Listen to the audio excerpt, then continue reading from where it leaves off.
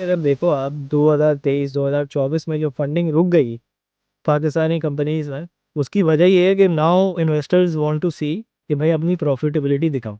अनबजटेड जो प्रॉब्लम्स होते हैं ना, ये उसी वक्त आप कंट्रोल कर सकते हो जब आपके पास एक बैकअप अलग से बैकअप प्लान हो कि भाई इसको मैं कैसे करूँगा। और पाकिस्तान का एक यूनिक क्लाइमेट है, उसमें अनबजटेड चीज़ें आ जाती। 50 साल से पाकिस्तान में जो बिजनेसेस जो खड़े हैं, वो ऐसे ही, इवन तबाज एंड तब्बाज एंड वो दे स्टार्टेड लाइक दिस। ठीक है, जब तक बिजनेस अपने पैरों पे नहीं खड़ा हो जाए, जब तक लोन लेना मुझे नहीं समझ आती। ठीक है, क्योंकि loans come with their own problems. Hello and welcome to Tech Brand and Beyond. Today we're in conversation with Salman Riaz, the owner and founder of allmytech.pk. Really glad to have this as one of our first podcasts. So the wonderful thing about this podcast is that we're going to be talking about technology, branding, and every challenge that a business owner faces. So it's amazing to have Salman Bhai, और Salman Bhai is one of my LinkedIn connect, और बड़ा अच्छा content वहाँ पे कर रहे होते हैं, तो काफ़ी सीखने को भी मिलता है। और मैं इनका क्लाइंट भी हूँ, और ज़्यादातर मैंने इनकी प्रोडक्ट्स जो हैं वो ख़रीदी हैं। तो it's not a sales pitch, but it is they are doing very good work, so I would recommend everybody. So Salman भाई, प्लीज़ ओवर टू यू। आप बताएं, how did you start this, and how do you come to this business? Thank you, Fazan, for having me. And Ali, it's good to see you as well after a very long time. Yeah, man. So how did I start All My Tech? All My Tech, सच बताऊँ तो यार impulse पे start हुआ था। 10 years ago, 11 years ago, उस वक्त एक company थी Xiaomi, जिसको अब आजकल सब जानते हैं। उस वक्त कोई नहीं जानता था, सिर्फ चाइना ओनली कंपनी थी वो। और वो बड़े अच्छे शानदार फ़ोन बनाना उन्होंने स्टार्ट किए थे। और मेरे ख्याल से उसका दूसरा मॉडल था, सेकंड जनरेशन का मॉडल था उसका। और मेरा रिसेंटली फ़ोन जो है वो स्नैच हुआ था। तो I wanted a new phone, सस्ते में चाहिए था। That's every कराची वाले की कहानी भी ना. So yeah, so I can like तुम्हारा यानी कि वो चैलेंजिंग मोमेंट था कि यही फोन गया. नहीं, मुझे सस्ता चाहिए था। और मुझे कहीं से नज़र आ गया था, वरना तो चाइनीज़ एडवर्टीजमेंट्स इतनी नज़र भी नहीं आती थी, और इतना इंटरनेट सर्फिंग भी उस वक्त नहीं होती थी। खैर, मुझे कहीं से पता चला था कि ये है, इट एग्जिस्ट। अब मैंने बड़ा ढूंढा पाकिस्तान में तो कोई जानता ही नहीं था। तो लाना तो खैर बहुत ही मुश्किल बात थी। तो बड़ी मुश्किल से जो है वो मैंने अरेंज करवाया। 2 महीने 3 महीने लगे, कोई एक बंदा जा रहा था, रेफरेंस के थ्रू वो किया। खैर आ गया मेरे हाथ में 2 months डाउन द रोड। चलाया, मुझे बड़ा पसंद आया। सो मेरा कोई इरादा नहीं था बिज़नेस स्टार्ट करने का। तो वन फाइन डे मैं यूज़ कर रहा था, और मेरी वाइफ ने इम्पल्सिवली बोला कि यार, मतलब if you are so interested in this, why don't you start selling this. तो उसको पता था पहले से कि पाकिस्तान में अवेलेबल नहीं है। 2 महीने की उसको मेरी जो इंतजार थे, इंतज़ार था, इंतजार में जो मिला। रहा था, वो उसको पता था। सो उसने मुझे बोला, मुझे अभी भी याद है कि रात के 2 बज रहे थे। ठीक है, मैंने उसको बोला यार तुम सो जाओ। I went on Facebook, made a page, बड़ा ही रूडिमेंट्री सा लोगो बनाया, उसी पे गूगल शीट्स अटैच कर दी ऑर्डर की। और मतलब कोई मेरा प्लान नहीं था कि किस तरह कैसे आएंगे ये फ़ोन्स, क्या होगा। एंड उस पे मैंने कुछ अपने कन्वर्जन करके, प्राइस करके, और फेसबुक पे मैंने पोस्ट कर दिया, without giving it a thought. मतलब that was the impulse. Wow. तो रात के 4 बजे, 4:30 बजे फजर पड़ के मैं सो गया। नेक्स्ट डे वापस काम करने चले, बाद मैं भूल भी गया। 2 दिन बाद मुझे अचानक से याद आया कि यार देखें तो सही कि क्या क्या हुआ। तो उस वक्त मैंने देखा तो 20+ ऑर्डर्स। अरे, तो और मतलब लोग जो है वो एडवांस पेमेंट भी करने के लिए तैयार थे। तो मुझे रियलाइज़ हुआ कि ये इस तरह की जो टेक है, जो अभी पाकिस्तान में बड़ी अननोन है, और ये जो है इसका फ्यूचर है। तो खैर जैसे-तैसे करके जो है वो मैंने सारे कस्टमर से बात की। उनको सबसे पहले तो अपोलोजाइज़ किया कि भई ये जो चीज़ मैंने की है, मेरा पीछे कोई सेटअप नहीं है। अच्छा। सही है, and they understood, most of them understood. कुछ लोगों ने जो है वो नाराज़ भी हुए, वो उन्होंने कैंसल कर दिए ऑर्डर्स। कुछ लोगों ने बोला नहीं कोई बात नहीं, आप 1 महीना, 2 महीना, 3 महीना, व्हाटएवर इट टेक्स, आप जो है वो कर लें। तो इवेंचुअली 2 महीने 3 महीने के अंदर ये चीज़ जो है वो अरेंज करके, और किसी ना किसी तरह हमने इसको वो कर दिया। I was a single person जो सारी चीज़ें कर रहा था। उस वक़्त मैंने रियलाइज़ किया कि हाँ यार, ये चीज़ जो है ना हम की जा सकती है। तो उस वक़्त किसी न किसी तरह मैंने जो है वो अरेंज करके, और ये डिलीवर कर दिया, 2 महीने 3 महीने लगे होंगे मुझे, और उस वक़्त भी मेरा आगे जाने का प्लान नहीं था, क्योंकि ये 2 महीने 3 महीनों में मुझे बड़ा मुश्किल हुई थी मैनेज करना, क्योंकि साथ-साथ मेरी जॉब भी चल रही थी और इट वाज़ वेरी टीडियस। और बहुत सारे लोग जो है वो रोज़ भी फ़ोन करते थे कि क्या हुआ, क्या हुआ? और मैं पेमेंट ले ली थी हमसे, क्या था? कुछ लोगों ने जिन्होंने पेमेंट कर दी थी वो जो है वो रोज़ भी फ़ोन करते थे। तो इट वाज़ अ स्टार्ट, मुझे भी अंदाज़ा नहीं था कि भाई किस तरह लेके चलना है, क्या नहीं चलना, बट ये इम्पल्स थी कि यार एक चीज़ जो कमिटमेंट कर ली है वो पूरी करनी है। तो वरना तो मैं मना ही कर देता कि मैं नहीं कर सकता। अच्छा। तो ख़ैर जैसे-तैसे मैंने करके कर लिया। उस वक़्त अली ने मुझे देखा कि यार ये चीज़ कर रहा है, और जो हम दोनों के शौक हैं वो दोनों बड़े अलाइन्ड थे। तो ही ऑफर्ड मी कि यार ये you wanted to join in, तो मैंने कहा ठीक है भाई, मोर द मेरियर। या टेक तो को कौन मना कर सकता है? हाँ, तो अली जॉइन्ड, उन्होंने जो है हम right here in this office हमने स्टार्ट किया। बेट। सही है, और बड़ा ही रूडिमेंटरी से सेटअप था। अच्छा, मेरा सवाल है एक बीच में, वो ये है कि ऑल माय टेक पहले दिन ही आपने मतलब इसका नाम रख लिया था या कुछ और नाम था पहले? नहीं, नहीं, यही नाम था, ऑल और माय टेक ही था, नाम कभी भी चेंज नहीं किया, पिवट बड़ा किए हैं कि, लेकिन नाम कभी भी चेंज नहीं किया भाई। बेसिकली आइडिया ये था कि जो भी चीज़ जो मैं यूज़ करना चाहता हूँ, वही चीज़ हम रखेंगे, के ठीक है? फिर इस कॉन्सेप्ट को रिफाइन किया एज़ वी वेंट अलोंग। तो हाँ, दैट वाज़ द कॉन्सेप्ट कि ऑल माय टेक होगी। बहुत सारे लोगों ने जो है वो जो दोस्तों ने सुना, जब बना लिया था, तो उन्होंने बोला यार ये कैसा नाम है, कोई थोड़ा फैंसी रखो, ये करो, वो करो। मैंने कहा ठीक है यार, सही है भई, चाहिए, इट रेज़ोनेट्स विद मी, तो इसको चलने दो, and then we will see कि क्या करता है, ठीक है ना? क्योंकि वी उस वक़्त तक तो ये प्लान था कि यार ये वन ऑफ है, इम्पल्स है, इस तरह के तो कितने सारे आइडियाज़ इम्पल्स में किए जो कि अगले दिन ही जो है वो ख़त्म हो गए। तो मैं उस वक़्त भी मेरा माइंडसेट यही था कि ये भी ख़त्म हो जाएगा, कोई इसका कुछ ज़्यादा वेट नहीं होगा। बट अल्लाह का शुक्र है, here we are 10 years down the road, 11 years down the road. तो हाँ, मैं था अली के साथ, तो हमने वहाँ से स्टार्ट किया, और उस वक़्त जो है वो ई-कॉमर्स इंडस्ट्री भी बड़ी बहुत छोटी थी। तो उस वक़्त जब हमने स्टार्ट किया, तो उस वक़्त ई-कॉमर्स बिल्कुल ही नया था, और सीओडी भी 1 या 2 कंपनीज़ ही करते थे, कैश ऑन डिलीवरी। और बड़ा ही बहुत सारे मसले थे, लॉजिस्टिकल मसले थे, इसके अलावा कस्टमर को रीच करना, पेड एड्स का भी कॉन्सेप्ट आया था, नहीं आया था, आई डोंट रिमेंबर, बट हम नहीं करते थे क्योंकि हमारे पास पैसे नहीं थे और पेड एड्स करने के। तो जितना भी हम फैले पहले 2-3 सालों में, वो सारा वर्ड ऑफ माउथ के थ्रू था, और इसकी वजह से जो प्रोग्रेस थी, वो बहुत स्लो थी। और मतलब we would feel ourselves lucky कि एक ऑर्डर भी अगर दिन का आ गया हमारा, ठीक है ना? मतलब the progress was very slow, और so the that main point right now, मैं थोड़ा सा कट करूंगा लेकिन हमारी ऑडियंस के लिए, कि when you go towards paid marketing and doing it in the right way to push your content, that really drives the business and that really grows the business.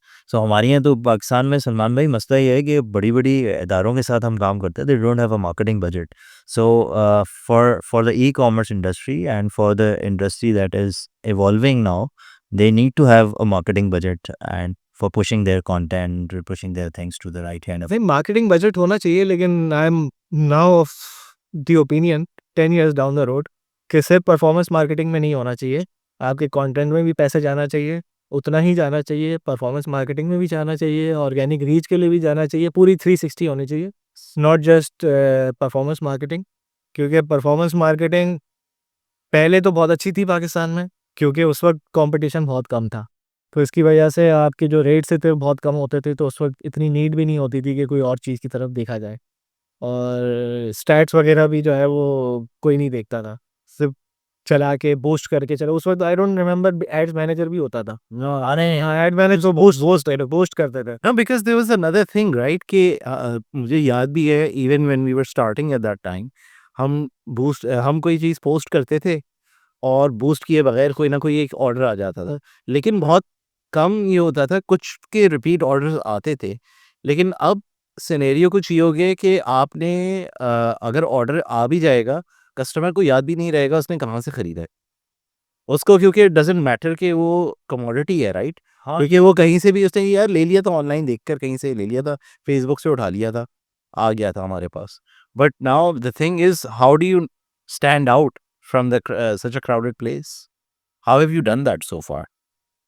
अच्छा, तो अभी पहले दिन से जो हमारे स्टोर का जो फ़ोकस था ना, वो ये था कि सिर्फ़ और सिर्फ़ हाई टियर की चीज़ें बेचेंगे, और not high tier, not just expensive, but value for money. तो जैसे मैं आपको एग्जांपल देता हूँ कि मैंने growing up having a Levi's was my like childhood dream, ठीक है ना? उस वक्त लिवाइस मेरे ख्याल से 2-2,500 की मिलती थी, सही है? और उस वक्त हम लेते थे 200 की पैंट्स या 100 की पैंट, ठीक है? और उस वक्त I was of the opinion कि यार 5 ले लूँ मैं 500 में। जी। और देन वन फाइन डे मुझे किसी ने गिफ्ट की and that pant rain for like 6 years, सही है? तो उस वक्त मुझे रियलाइज हुआ that is like growing up story, कि उस वक्त मुझे रियलाइज हुआ कि यार एक दफ़ा लो, अच्छा लो, ठीक है? और फिर क्योंकि मेरा जो है वो टेक ओरिएंटेड वो था, तो ज़ाहिर-सी बात है मेरा थोड़ा-सा नेवर सेटल वाला एटीट्यूड है इस चीज़ के ऊपर कि टेक जो है अच्छी चीज़ होनी चाहिए, बिकॉज़ आई पर्सनली लाइक। तो मुझे हमेशा से फास्टेस्ट कंप्यूटर, फास्टेस्ट फ़ोन, मतलब ये जो इंक्लिनेशन थी हमेशा से थी। खैर coming back to the point, latest gadget से और मेरी आई पर्सनली थिंक कि मेरी जो पसंद है थोड़ी-सी, वो नेवर सेटल वाले एटीट्यूड की वजह से मुझे हमेशा अच्छी चीज़ की जो है वो पसंद है। और मेरी फैमिली में भी कोई भी जैसे कोई टेक परचेज़ होती है तो वो लोग मुझसे टच ज़रूर करते हैं कि यार ये चीज़ लेनी चाहिए, नहीं लेनी चाहिए। तो ग्रोइंग अप भी मेरा ये इंक्लिनेशन था, उस वक़्त तो मैं इतना ज़्यादा रीड भी नहीं करता था। लेकिन when I got into this business तो उस वक़्त फिर मैंने रीड भी वाला करना स्टार्ट किया। और फिर जब मैं थोड़ा-सा और घुसा तो मुझे अंदाज़ा हुआ कि भई चाइना से जो टेक है, ये तो सिर्फ़ एक कंपनी नहीं है, इस तरह की बहुत सारी कंपनीज़ हैं जो कि आ रही हैं। उस वक़्त अगर आपको याद हो तो एक और फ़ोन आया था जो फ्लैगशिप किलर बोलते थे, ठीक है? तो वो बड़ा मशहूर हुआ था। वर्ल्ड वाइड उसने अपनी जगह बना ली थी just because of its announcement. उसने फ़ोन भी नहीं दिया था मार्केट में, लेकिन सिर्फ़ अनाउंस किया था, उसकी वजह से इतनी हाइप मच गई थी उसकी। और अगर आप गूगल करेंगे फ्लैगशिप किलर तो आपको नज़र आ जाएगा कि वो कौन से फ़ोन की बात कर रहा हूँ मैं। अच्छा, तो ये तो शाओमी का फ़ोन था। फिर जब मैंने इसके ऊपर डीप डाइव किया तो मुझे नज़र आया कि यहाँ पे तो चाइनीज़ तो इंडस्ट्री एक अलग ही दुनिया है। और बिकॉज़ बहुत सारी कंपनीज़ लोकली बना रही थी और वो चाइना के अंदर ही बेच रही थी। उस वक़्त हुआवे भी स्टार्ट कर रहा था, उस वक़्त एक और कंपनी थी वन प्लस, उन्होंने भी स्टार्ट किया था, शाओमी भी था, वीवो वगैरह भी थे, वो भी सब इसी ऐज के हैं, उसी टाइम पे स्टार्ट हुआ है। तो एनीवे जब हमने स्टार्ट किया उस वक़्त वन प्लस ने अनाउंस किया था एक नया फ़ोन वन प्लस वन के नाम से। वो मेरे ख़्याल से हर टेक गैजेट लवर को याद होगा। जो 10 साल से इस इंडस्ट्री में है उस ऐसा नहीं हो सकता कि उसको वन प्लस वन याद ना हो। तो वन प्लस वन ने बड़ी हाइप मचाई थी और वो पहला फ़ोन था जो कि ग्लोबली रिकॉग्नाइज़ था, क्योंकि शाओमी वाज़ स्टिल स्ट्रगलिंग, क्योंकि शाओमी वाज़ चाइना फर्स्ट।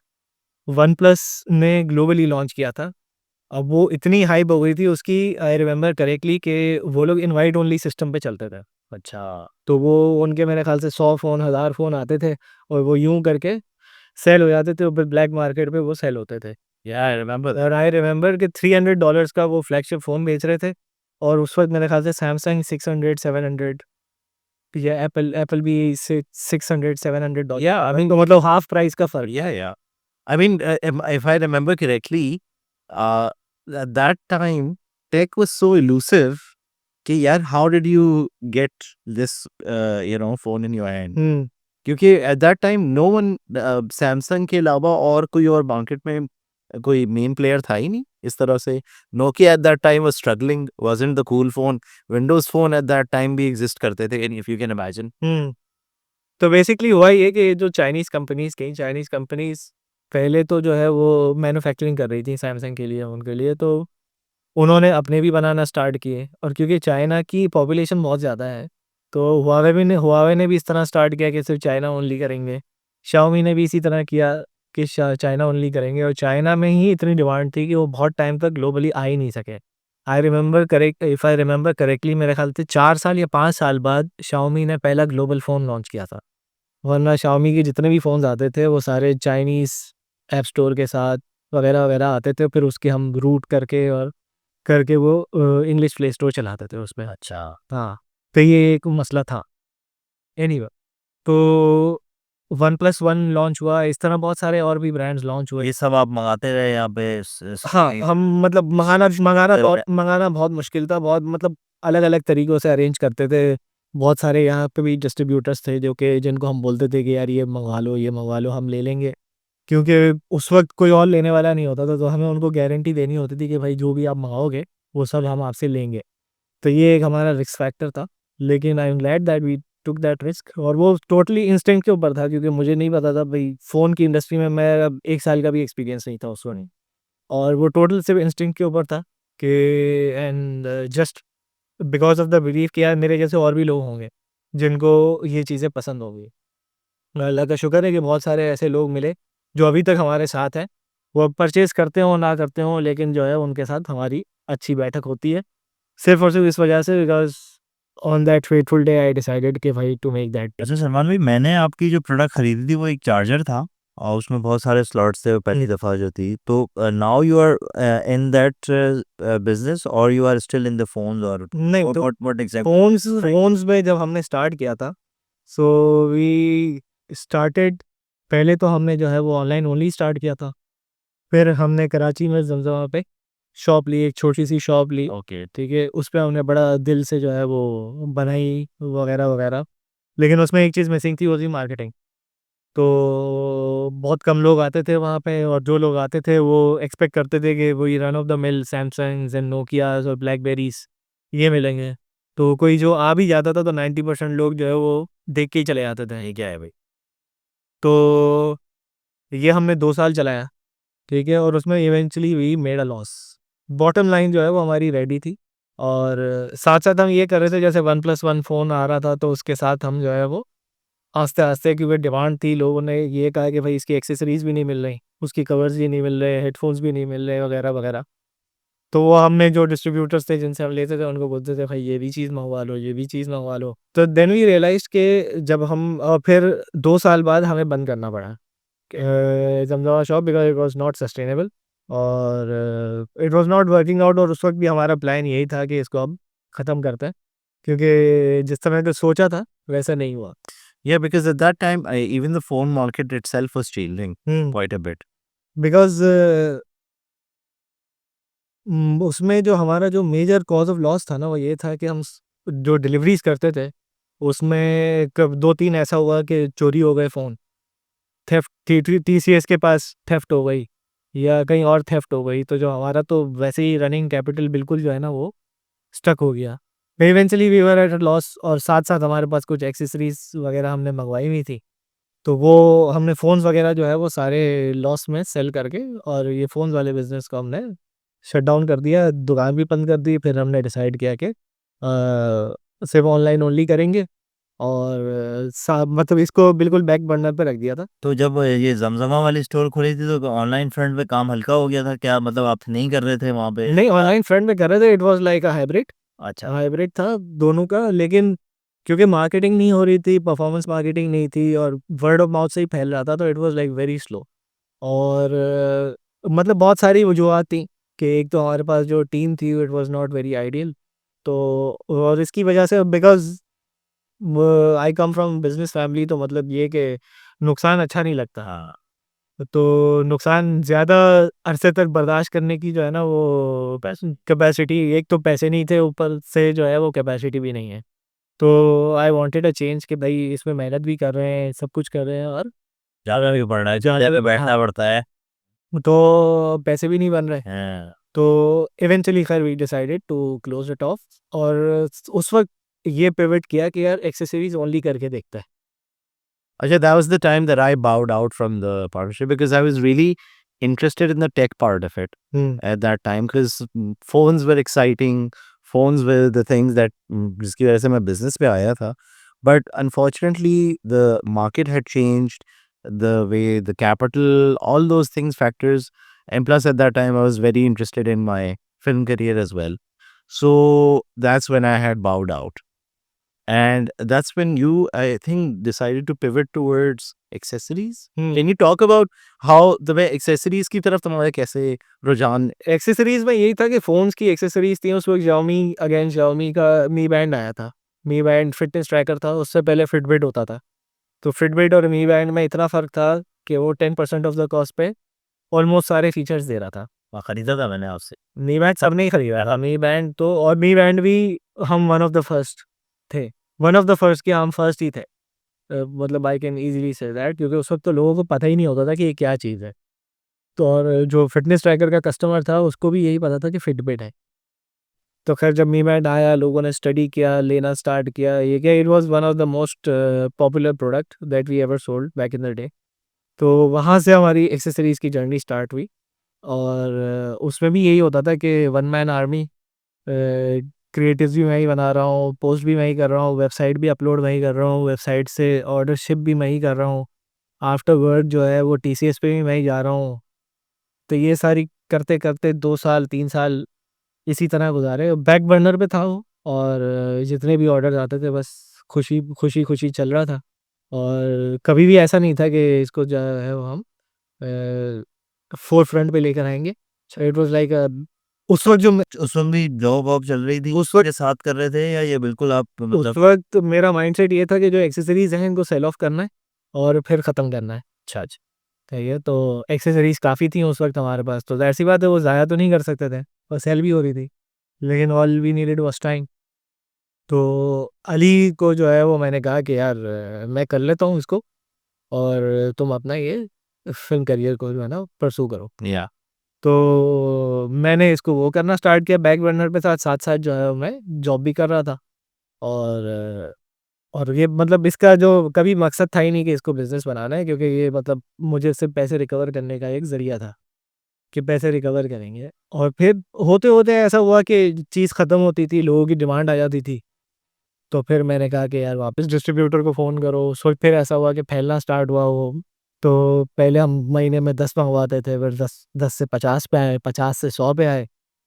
और उस वक़्त मतलब पाकिस्तान में और कोई नहीं करता था। अच्छा। तो इसकी वजह से हमें एक अच्छी स्पेस मिल गई। और बहुत टाइम तक लोग जो है वो इस एक्सेसरीज़ की मार्केट में एंटर ही नहीं हुए। तो सलमान भाई, मैं ये पूछना चाहूँगा कि ये जो मैं से हम का सफ़र था आपका, जिसमें आपने टीम बना ली, तो ये कितना टाइम लगा आपको? और इसके अंदर एक सबसे बड़ा जो एक प्रॉब्लम होती है, वो ये होती है जब इंसान खुद सारी चीज़ें कर रहा होता है ना, तो जब वो टीम को देता है, जो कि एक बहुत बड़ा हमारा एक डिस्कोर्स है सोसाइटी का, कि जब वो किसी और को देना पड़ता है, तो वहाँ पे बहुत ज़्यादा प्रॉब्लम्स भी आती हैं। तो how did you overcome that और वो किस तरह किया? अच्छा, तो ज़मज़मा शॉप क्लोज़िंग के बाद तकरीबन 2 साल तक तो मैंने ऐसा किया। और वो मतलब समझ लो कि कोई बहुत ज़्यादा डिसेंट रेवेन्यू भी नहीं था, डिसेंट प्रॉफ़िट भी नहीं था। तो मतलब ऐसा नहीं था कि जिसके लिए मैं अपना जो है ना जॉब छोड़ दूँ। अच्छा। हाँ, उस वक़्त के हिसाब से। तो फिर मैंने कॉन्टेम्पलेट किया क्या करें, बंद कर दें, चलाएँ, बंद कर दें, चलाएँ।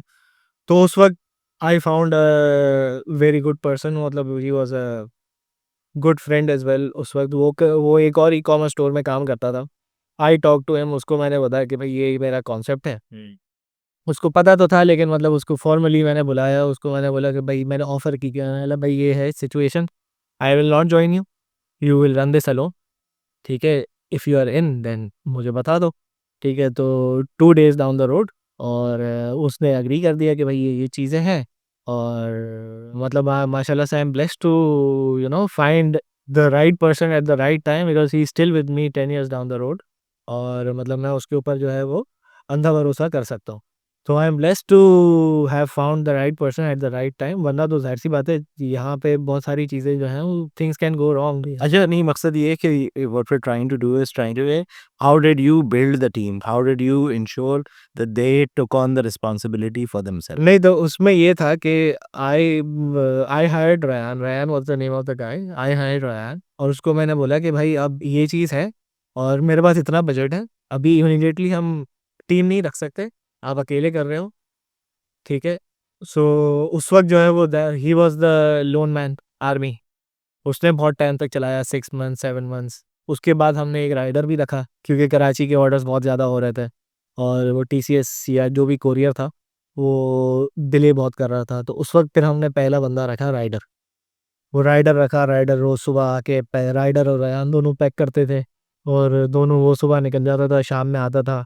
वो करके साथ-साथ जो है उस दौरान जो है वो जो आउटसाइड सिटी वाले जो ऑर्डर्स होते थे, वो रेहान पैक करता था, तो पूरा दिन उसका बड़ा मसरूफ़ जाता था।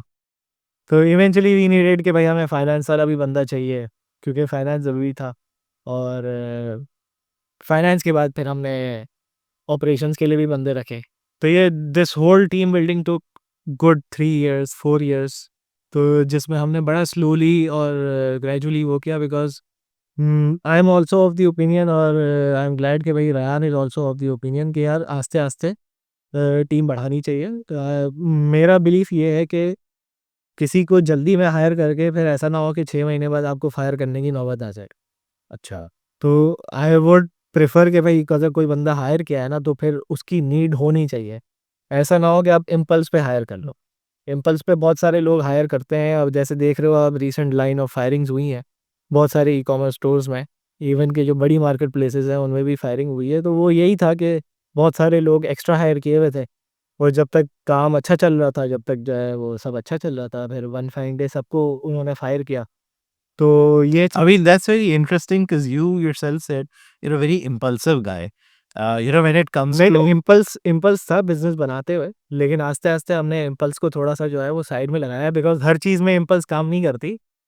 तो आई एम स्टिल अच्छा, हम तो जैसे मेरा कॉन्सेप्ट जो है ना, मैं गैरी का जो फैन हूँ, और मैं कहता हूँ कि भाई hire fast at fire faster. तो मुझे तो ये वाला फॉर्मूला, क्योंकि आपको पता ही नहीं है ना, जब तक वो आपके टेबल पे आके बात, वरना तो उससे बातें ही कर रहे हैं लोग, मैं ये कर what I am saying is कि भाई आपको पता है ना, आपको 4 बंदों की नीड है। जी। सही है, आप 4 बंदे रखें। हाँ। वो जो गैरी भाई बोलता है ना, गैरी भाई का मुझे भी पता है वो क्या बोलता है। वो ये बोलता है कि आपको 4 बंदे रखने हैं, आप फौरन रखो। सही है, नहीं चल रहे तो 2 महीने में फायर करो।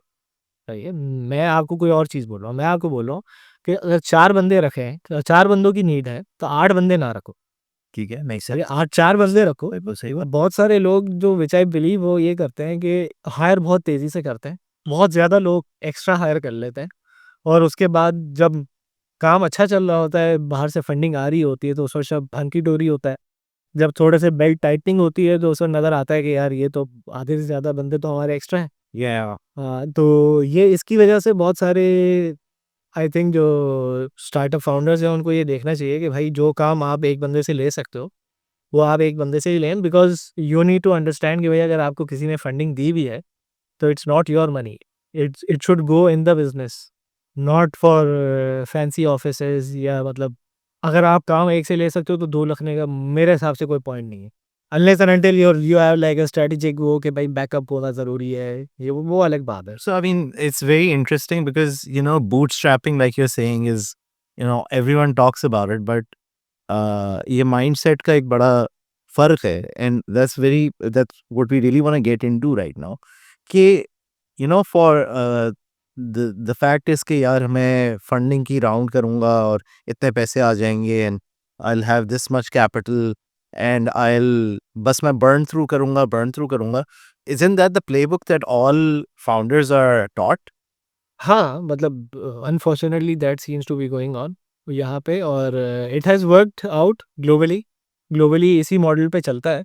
फॉर पाकिस्तान अनफॉर्च्यूनेटली अभी तक कोई भी, I don't see any one example जिसमें फंडिंग हुई और उसके बाद जो है वो the company eventually became profitable.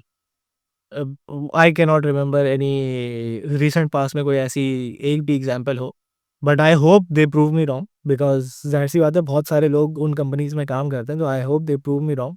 But मेरा मेरा प्लेबुक ये है कि भाई एक एक पैसा जो है ना आपको तमीज़ से यूज़ करना है। ठीक है, अगर आपका पैसा, पहली बात तो ये है कि भाई I have always been thought के पैसा जो है ना वो क्या कहते हैं, it doesn't grow on trees. तो हमेशा से हमारा जो कॉन्सेप्ट है, the way I was raised, वो ये कि भाई पैसे सँभाल के खर्च करो। तो हमने तो हमेशा पैसे सँभाल के ही खर्च किए हैं, और कुछ जगहों पे रिस्क भी लिए हैं, तो ऐसे रिस्क लिए हैं कि भाई 1% 2% कि अगर वो डूब भी गया तो ओवरऑल मुझे कोई बहुत ज़्यादा इम्पैक्ट नहीं करेगा। अफोर्डेबल सर, शायद कुरैशी याद आ रहे हैं यहाँ पे। बच्चा भी तो मेहमान है ना यहाँ। तो दैट्स ट्रू ना, तो मैं यस, तो इस तरह के रिस्क लिए हैं जो कि मतलब अगर नहीं, if it doesn't go my way तो मैं झेल सकता हूँ। या तो दिस इज़ माय प्लेबुक कि भाई पैसों को आप जो है वो तरीके से यूज़ करो। और नॉर्मली मैंने यही देखा है कि बहुत सारे दूसरे स्टार्टअप्स ग्रोथ स्ट्रैटेजी पे बहुत ज़्यादा चले जाते हैं। ग्रोथ में ये है कि आप 10 रुपए की चीज़ मिल रही है आपको, आप 7 रुपए की बेच रहे हो, तो मतलब that is the easiest thing to do.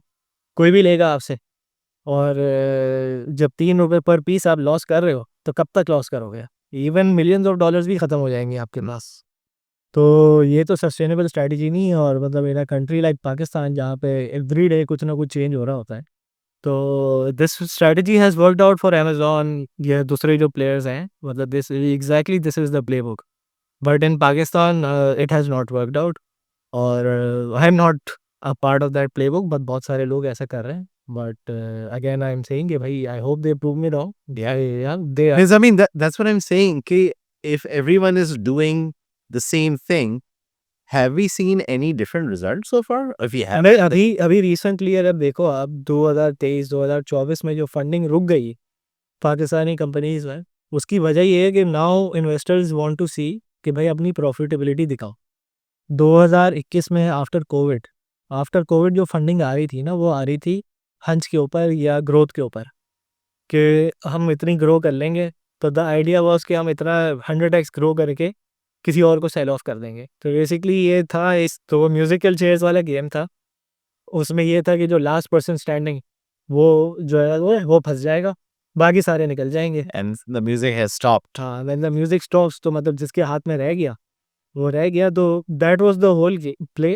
तो मतलब मुझे तो ये सस्टेनेबल नहीं लगता। और जाहिर सी बात है, मेरा एक तो खुद खुद का मेरा बूटस्ट्रैप है, मैंने कहीं से फाइनेंसिंग नहीं ली, तो जाहिर सी बात है and I have to look for my income as well. तो मेरी ये प्राइमरी इनकम सोर्स है। So I mean, just a question. I mean, if you wanted to say raise capital right now, people are looking at Shark Tank and all these, really glitzy, places where they can say, we're gonna, हमें capital चाहिए, तो हम अपना 10% of our business sell करेंगे इतने करोड़ का. So, I mean, in this environment, obviously it's very, encouraging to create new businesses. I'm sure you're a fan of that as well. That, business is the lifeblood of any economy, especially small businesses. So, right now, is bootstrapping the only way, or you would say कि कोई loan भी ना लो, कुछ भी ना करो, बस खामोशी से काम करते करते काम नहीं, हैविंग देखिए, ये दो तरीके हैं। सही है, जो what I am doing is very old school. ठीक है ना, 50 साल से पाकिस्तान में जो बिजनेसेस जो खड़े हैं, वो ऐसे इवन टपाल्स एंड तब्बाज एंड वो दे स्टार्टेड लाइक दिस। ठीक है, जब तक बिजनेस अपने पैरों पे नहीं खड़ा हो जाए, जब तक लोन लेना मुझे नहीं समझ आती। ठीक है, क्योंकि loans come with their own problems. ठीक है, सबसे पहले तो आपको रीपेमेंट करनी है। 14-15% ऑफ योर बिजनेस जो है वो आपको हम हर मंथ या जो भी आपका पेमेंट साइकिल है उसमें देना है। तो 14% 15% out of your net value, net profit निकालना हर बिजनेस के बस की बात नहीं है, और स्पेशली जो अनसस्टेनेबल बिजनेस है। तो उसके लिए तो आपकी पहले बॉटम लाइन इतनी स्ट्रांग हो कि आप 20% बना रहे हो तो आप 14% बैंक को दोगे ना, और साथ साथ अपनी अपने लिए भी लेके जाओगे घर पे। अगर आप बना ही 10% रहे हो तो 14% कैसे दोगे? What would you say, like you were saying, कि unsustainable business? I really want to understand what your thought is on that. What is an unsustainable? भाई देखो, बिजनेस में दो चीज़ें होती हैं, एसेट्स और लायबिलिटीज। ठीक है, एक होती है आउटफ्लो, एक होता है इनफ्लो। अब अगर आपको लेन इन टर्म्स में मैं समझाऊं तो ये है कि आपको आउटफ्लो इनफ्लो से कम रखना है। ठीक है, अब आउटफ्लो में आ जाते हैं आपके एक्सपेंसेस। एक्सपेंसेस में आप दैट्स वेयर आई से कि भाई हायरिंग तरीके से करो। Hiring is one part of it because it is your cost. ठीक है, आप जो ऑफिस रेंट पे ले रहे हो उसमें आप थोड़ा सा जो है वो पैसे बचाने की कोशिश करो। ठीक है, जब तक आपका बिजनेस जो है वो सस्टेनेबल नहीं हो जाता, फिर आप खर्च कर सकते हो। व्हेन यू सी कि भाई आप you are making a good profit, फिर आप खर्च कर सकते हो। These are the outflows. इसके अलावा कॉस्ट ऑफ गुड्स में आप अच्छी परचेजिंग करो। ठीक है, आप नेगोशिएट करो, अच्छे टर्म्स नेगोशिएट करो, क्रेडिट पे लो उनका उन सप्लायर से, ताकि आपका कैश फ्लो साइकिल बेहतर हो। तो आपको जो है वो इनफ्लो को आउटफ्लो से बेहतर रखना है। And it's very interesting you talked about this because I was talking to, a good friend who has his own quick commerce store, and he was saying the same thing.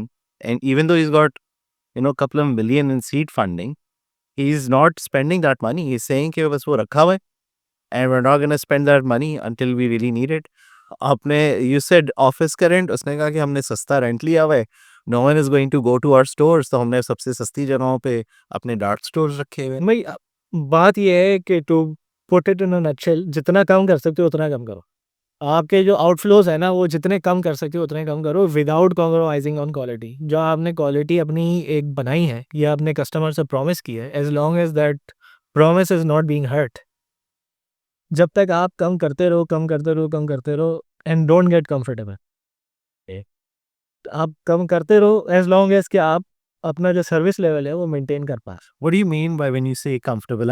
हाँ वही मेरे लिए मेरा जो वैसे दिमाग है ना वो बिल्कुल ये वाली बातें जो है ना इससे साथ अलाइन नहीं होता है, क्योंकि मैं थोड़ा सा दूसरी तरफ सोचता हूँ कि यार अब एक अच्छा बंदा है लाना है आपने अपनी टीम में, फिर वो तो महंगा आएगा।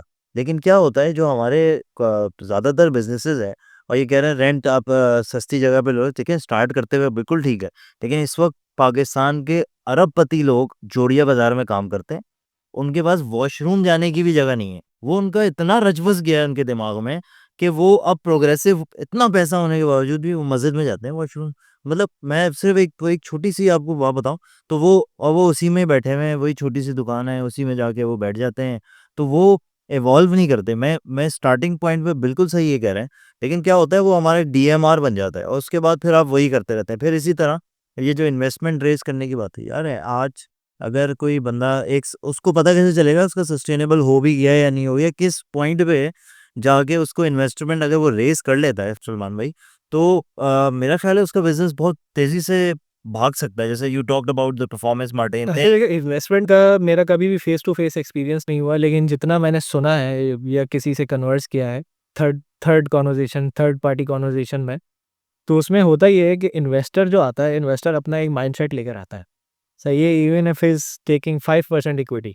तो प्रीवियसली ऐसा हुआ जो मैंने सुना था, बहुत सारी जो स्टार्टअप्स हैं कोई कॉमर्स वाले जो बंद भी हो गए, उसमें जो इन्वेस्टर होता है ना, इन्वेस्टर बोलता है कि यार मुझसे लो पैसे जितने भी चाहिए, आप पैसे ले लेते हो, अब आपको उसकी सुननी भी है क्योंकि पैसे तो उसने दिए हैं, ठीक है। अब वो बोलता है कि यार प्रॉफिटेबिलिटी को छोड़ो, ग्रोथ के ऊपर जाओ, क्योंकि करना है उसको ये है कि अगली जो फंडिंग है उसमें उसको निकलना है, ठीक है। अब आप उसके पीछे लग गए, ग्रोथ ग्रोथ ग्रोथ ग्रोथ। अब ग्रोथ एक होती है नॉर्मल ग्रोथ और एक होती है सुपर नेचुरल ग्रोथ। अब जब आप सुपर नेचुरल ग्रोथ, तो ऐसे तो नहीं आएगी। सुपर नेचुरल ग्रोथ के लिए आपको ऐसी चीज़ करनी पड़ेगी कि 10 रुपए की चीज़ 5 रुपए की बेचनी पड़ेगी, ठीक है। तो बैक एंड में आप नुकसान कर रहे हो, लेकिन ग्रो कर रहे हो आप। 1 lakh customer, 2 lakh customer per month, अच्छा, ये वाले नंबर्स जब टॉप लाइन आपकी ऐसी शानदार हो जाती है, अरबों रुपए का काम दिन में कर रहे हो। अच्छा, top line, okay, top line आपकी ऐसी हो जाएगी और बॉटम लाइन को कोई देखता ही नहीं है, क्योंकि आपका ग्रोथ का वो है, प्रोस्पेक्ट है, नज़र आ रहे हो, सही बात। नज़र आ रहा है। अच्छा, अब प्रीवियसली 2001, 2021, 2022 में इन्वेस्टमेंट ऐसी ही होती थी कि भाई इनकी जो है वो टॉप लाइन बहुत अच्छी है, बॉटम लाइन को देख लेंगे। इन्वेस्टमेंट भी इसी तरह आ रही था और इन्वेस्टर भी इसी तरह आ रहे थे, लोगों ने पैसा भी बनाया इसी वजह से कि एक इन्वेस्टर आया, उसमें ग्रो करा के दूसरे इन्वेस्टर को उसने अपना पार्ट बेचा, दूसरे ने तीसरे को बेचा, ये म्यूजिकल चेयर चल रहा था। बिल्कुल। अब हो ये रहा था कि जब ये कंपनी जब आपके उनके डीएनए में आ जाए कि भाई 2 साल 3 साल तक बेतहाशा नुकसान करना है आपको, आपका सारा एम्प्लॉय, उसको फिक्र ही नहीं है कि भाई प्रॉफिट करना है या नहीं करना, और अचानक से 2023 में जो आपको ख्याल आता है कि यार प्रॉफिटेबिलिटी भी तो कोई चीज़ है, तो अचानक से ब्रेक कैसे लगाओगे आप?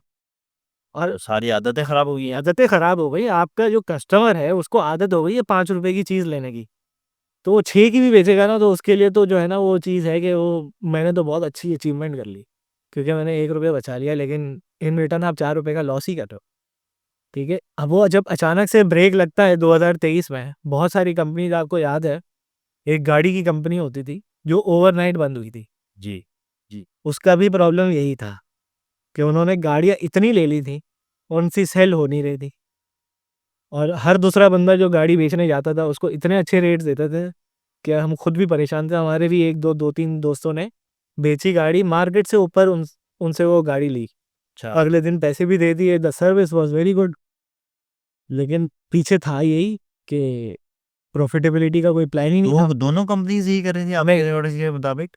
एक का मुझे पता है, अच्छा, ठीक है। एक का मुझे पता है, दूसरी का मुझे नहीं पता है। एक साथ ही हाँ, है ना? दोनों मुझे एक का पता है जो ओवरनाइट बंद हुई थी, ओके, तो उसमें क्योंकि हमारे दोस्त यार भी थे तो उन्होंने हमें बताया था। तो ये जो चीज़ है बहुत सारी कंपनीज में हुई है, इफ़ यू लुक क्लोजली, बहुत सारी कंपनीज जो बंद हुई हैं, अचानक से जो बंद हुई है, उसमें यही हुआ कि 2023 में इन्वेस्टर ने बोला कि बस यार इनफ इज़ इनफ, जिसके बाद इन्वेस्टमेंट थी वो बोल रहा था कि भाई I am cutting my losses, अब मैं और नहीं कर रहा। या तो उसने बोला कि भाई इन्वेस्टमेंट नहीं है, अब आपको चलाना है तो यूँ ही चला लो। और जब आपको आदत हो कि 10 मिलियन 20 मिलियन पर मंथ आपका खर्चा हो और अचानक से आपके पास पैसे ज़ीरो हो जाए तो आप क्या करोगे? तो ये चीज़ हुई है अनफॉर्चुनेटली। अब जो इन्वेस्टमेंट आ रही है 2024 में 2023 में, उसका जो फोकस है ना वो ये है कि भाई चलो, अगर अभी आप प्रॉफिटेबल नहीं हो तो आपका प्रॉफिटेबल प्लान क्या है? पहले तो वो लोग पूछते ही नहीं थे। लो भाई। पैसा आ रहा था, और इसकी एक वजह ये भी थी कि जो पैसा आ रहा था यूएस से आ रहा था, और यूएस में जो आपको पैसा मिल रहा था वो आधे परसेंट पे मिल रहा था। सही है, तो विच इज़ लाइक जो वहाँ का इन्वेस्टर है वो बोलता है फ्री मनी है। ठीक है ना, तो अब वो इन्वेस्टमेंट भी जो है वो महंगी आ रही है, मेरे ख्याल से 2.5% हो गया है वो। तो वो 2.5% उनको बहुत महंगा पड़ता है। इस वजह से अब वो लोग भी क्लोजली देख रहे होता है कि यार प्रॉफिटेबिलिटी का सीन क्या है। तो इसी वजह से अब पैसा बहुत ज़्यादा वो आ रहा है, कंट्रोल्ड आ रहा है। एंड आई होप कि इसकी वजह से थोड़ा सा प्रॉफिटेबिलिटी वाला पैटर्न बने, क्योंकि ये सारे आइडियाज़ बहुत अच्छे थे। एंड मतलब मैं खुद भी चाहता हूँ कि भाई मैं शोरूम जाके गाड़ी ना बेचूं, और मैं इन लोगों को भेज दूं, क्योंकि एक दिन का भी प्रोसेस नहीं था, कुछ घंटों का प्रोसेस था। कुछ घंटों का प्रोसेस था, बड़े बड़े उसको पेमेंटें आ रही थी यार। पेमेंट्स आ रही थी, और मतलब आपको तमीज़ से चाय पिलाते थे, वो करते थे। 2 घंटे का काम था, मतलब कौन नहीं चाहता कि उसकी गाड़ी इस तरह बिके। बिल्कुल बिल्कुल बिल्कुल। लेकिन पीछे जो आपका स्ट्रक्चर है वो इतना सॉलिड होना चाहिए ना कि भाई वो इन दी एंड अगर प्रॉफिट नहीं करेंगे वो, तो फिर सस्टेनेबल कैसे बनाएंगे? मेरे ख्याल से एवरीवन गॉट दिस रॉन्ग। और क्योंकि इनर्शिया इतना तेज था कि जिसने सही बात की भी होगी उन कंपनी में, उसको साइडलाइन कर दिया होगा। बिल्कुल बिल्कुल। क्योंकि जाहिर सी बात है, जब वो अच्छा, अभी भी देखता हूँ ना सलमान भाई, मैं जब ये स्टार्टअप कल्चर्स में जाके और स्टार्टअप ये जो इंक्यूबेशन है, तो वहाँ पे अभी भी बच्चे यही बातें कर रहे हैं ना। उनको एक एक ये वाली फीडिंग हो गई है ना कि यार पैसे आएंगे, सीड फंडिंग दे दें। अरे भाई, तुम्हें काम करना आ नहीं रहा, मतलब आपको बिल्कुल बेसिक कारोबार नहीं करा हुआ आपने, और सिर्फ पैसे चाहिए। मतलब सबसे बड़ा मसला है, जो मैं पूछता हूँ ना किसी से, यार ये बताओ कि सबसे बड़ा प्रॉब्लम क्या है? कह रहे पैसे नहीं है, हैं? ये मसला है। तो ये वाकई ऐसा है, और आपकी बात बिल्कुल मैं सेकंड करूँगा, कि वो एक अजीब सी आदत पड़ जाती है। लेकिन दूसरी तरफ जो हमारा वाला पेन पॉइंट है वो ये भी है कि हमारे जो स्टेब्लिश बिजनेसेस हैं उनको भी एक आदत पड़ गई है, और वो यही है कि भाई जिस तरह चल रहा है उसी तरह ही चला के रखो। मतलब बड़ी बड़ी companies they don't have a marketing budget. I mean, look at there digital fronts. I mean, बहुत ही मतलब डिजास्टर्स। नहीं, I mean, the thing is कि a lot of businesses still haven't pivoted or, gone to digital realm में उन्होंने कुछ काम ही नहीं किया है। हाँ, बहुत सारी हैं कंपनीज़ हैं, बहुत सारी कंपनीज़ ऐसी हैं जो कि 5 साल पहले नहीं थी, अब वो कर रही हैं। तो स्लोली एंड ग्रेजुअली हो रहा है। देखो, अब आपको ये भी नहीं पता कि उस कंपनी की नीड है नहीं है। बहुत सारी कंपनीज़ जो who have really made it, कुछ तो कंपनीज़ ऐसी हैं जिनके पास टाइम ही नहीं है। हाँ बिल्कुल ठीक ऐसे। है, उनकी कैपेसिटी फुल है। सही है, वो ये बोलते हैं कि यार मार्केटिंग करके हम जो है वो और क्या कर सही लेंगे, है, हाँ। या हमें पहले कैपेसिटी बढ़ानी चाहिए। तो मतलब यू डू नॉट नो कि उनकी सिचुएशन क्या है। ठीक है ना, तो हो सकता है बहुत सारी कंपनीज़ को नीड हो, वो इवेंचुअली लर्न करेंगे। ठीक है, हर चीज़ हर टाइम, मतलब ऐसा भी नहीं हो सकता ना कि 1 साल है, 1 साल में पूरे पाकिस्तान ने एक साथ मार्केटिंग स्टार्ट कर ली। हर बंदा अपने-अपने टाइम पे स्टार्ट करता है। कुछ बिज़नेस पीछे रह जाते हैं, कुछ बिज़नेस पहले जो है वो कर लेता है। I mean, that's interesting you're saying कि situationally we have to think about it. क्या is, in your opinion, you're saying कि conventional wisdom यही है कि यार a business has to grow. Business Don't है, think a business business has to grow, obviously it has to grow, it has to be scalable, but पहले profitable हो। मैं आपको एक स्टोरी बताता हूँ। जब हम एमबीए कर रहे थे तो हमने एक इंटरव्यू करना था कोई एक कोर्स के लिए। So I met this owner of Big Parlour. ठीक है, तो Big Parlour was like up and coming bread brand, बिल्कुल। और सिर्फ ब्रेड ही बनाते थे वो। अब तो खैर पास्ता वगैरह बहुत सारी चीज़ें बनाते हैं, आटे। बहुत सारी चीज़ें बना रहे हैं वो सिर्फ ब्रेड बनाते थे। वो उन्होंने एक बात बोली थी कि अगर एक काम 2 लाख से होता है ना, तो पहले वो काम 20,000 से करो। इतना छोटा कर दो, इतना छोटा कर दो वो काम, कि भले तुम सिर्फ एक कस्टमर को बेच रहे हो, अच्छा। पहले उसको प्रॉफिटेबल बनाना सीखो। भाई 20,000 रुपए में अगर तुम 1,000 रुपए भी बनाते हो प्रॉफिटेबल, तो उसको 2 लाख करोगे ना तो तुम्हें 10,000 रुपए मिल जाए। लेकिन 20,000 रुपये पे अगर तुम्हारा 20% लॉस है, तो वो लॉस है 4,000 रुपये, जो कि तुम बर्दाश्त कर सकते हो। वो बात मुझे समझ आ रही कि यार ये बात सही है। और उनकी आप ग्रोथ पैटर्न देख लो, उनको जब समझ आ गई कि वो प्रॉफिटेबल हैं, तो अब फैल रहे हो। मतलब इवन जो डॉन जो उनसे पुराना था, उनको भी वो कर रहे हैं। इवन डॉन ने बहुत लेट स्टार्ट किया दूसरे कैटेगरीज में आना। जी। Mac Parlour I think was one of the first जो ये इटालियन रेंज वगैरह में आया। और तो ये एक चीज़ है जो कि विच आई थिंक कि हर किसी को जो है ना समझनी चाहिए कि भाई जितना, जब आपका एक आइडिया है ना, तो आप टेस्ट करो बिल्कुल एक छोटी-सी मार्केट से, 5 लोगों की मार्केट, 10 लोगों की market, whatever is fit for you, minimum cost पे। बिल्कुल ठीक। वो करके देखो कि भाई आपका मार्केट फिट है भी या नहीं है। उसमें अक्सर ऐसा भी होता है, बहुत सारे ऐसे आइडियाज़ हैं। अब जैसे आई एम अ थिंकर, तो मैं तो जहाँ पे भी जाता हूँ ना, तो मुझे कोई प्रॉब्लम हो रही होती है ना, तो मुझे सॉल्व करना होता है कि भाई how can I solve this? तब फिर मेरे दिमाग में चल रहा होता है कि भाई ये कैसे होगा, क्या करेंगे, इसमें किस तरह हो सकता है, कैसे हो सकता है? तो ख़ैर अभी जब भी मैं उसको एग्ज़ीक्यूट करना चाहूँगा, तो पहले मैं ये चाहूँगा कि भाई मैं पहले फ्रेंड्स एंड फैमिली में देखूँ, कि यार मेरी फ्रेंड्स एंड फैमिली में ही अगर एक्सेप्टेंस नहीं है, तो फिर उनसे या तो फीडबैक लूँगा कि भाई तुम क्यों नहीं अच्छा लगा? तो उसको मैं ट्वीक कर सकता हूँ। अब अगर उसमें मैं पूरे ही ऑल इन लगा चुका हूँ, तो उसमें मेरे पास रूम नहीं है ट्वीक करने का। लेकिन अगर मैंने ऑल इन का 1% लगाया है, तो मैं बहुत सारी चीज़ें ट्वीक कर सकता हूँ, मैं 10 दफ़ा ट्वीक कर सकता हूँ। सही है, जब एक दफ़ा प्रोडक्ट मार्केट फिट हो जाए, फिर आप आस्ते-आस्ते बढ़ाएँ। ये बहुत सारे बिज़नेसेस में मैंने यही चीज़ देखी है कि बहुत सारी जगहों पे प्रोडक्ट मार्केट फिट भी था, लेकिन वो नुकसान करना उन्होंने जो है ना एक चीज़ वो बना ली थी कि भाई नुकसान करेंगे, आगे जाके हमें कोई बचा लेगा। ये जो चीज़ थी ना कि आगे जाके प्रॉफ़िट हो जाएगा, वो हुआ नहीं। तो उसका प्लान नहीं था भाई। आप बहुत सारे लोग करते हैं, बहुत सारी कंपनीज़ करती हैं कि भाई हम 5 साल तक नेगेटिव रहेंगे, लेकिन छठे साल में उनका ऐसा क्लियर कट प्लान होता है कि इस साल में हम ये सारे टारगेट अचीव कर लेंगे। और I think there was same case with Facebook, right? कि 10 साल तक जो है there wasn't फेसबुक का मुझे नहीं पता, लेकिन मुझे अमेज़न का पता है। Amazon was profitable, Amazon was highly in loss in मतलब मोस्ट ऑफ इट्स इन्फेंसी में, मेरे ख़्याल से अर्ली 10 इयर्स या अर्ली 20 इयर्स में। बहुत अर्ली इयर्स में ऐसा था कि बहुत ज़्यादा लॉस में था। और क्योंकि वो उसका जो फाउंडर था उसका विज़न था, तो उन्होंने किया ये कि उन्होंने सिर्फ़ अमेज़न डॉट कॉम पे नहीं रहे, उन्होंने इर्द-गिर्द का अपना इकोसिस्टम बनाया। तो now not just Amazon dot com, but जो उनकी सर्विसेज़ हैं, वो भी बहुत ज़्यादा प्रॉफ़िटेबल है। एडब्ल्यूएस हो गया, एसईएस हो गया, ईसी2 हो गया, बहुत सारी ऐसी, ये तो 3-4 चीज़ें जो हमें पता है। अगर आप अमेज़न की जो सर्विसेज़ आप देखोगे, तो मेरे ख़्याल से 200 प्लस सर्विसेज़ हैं उनकी, और सारी एडटेक से रिलेटेड ही घूमती हैं।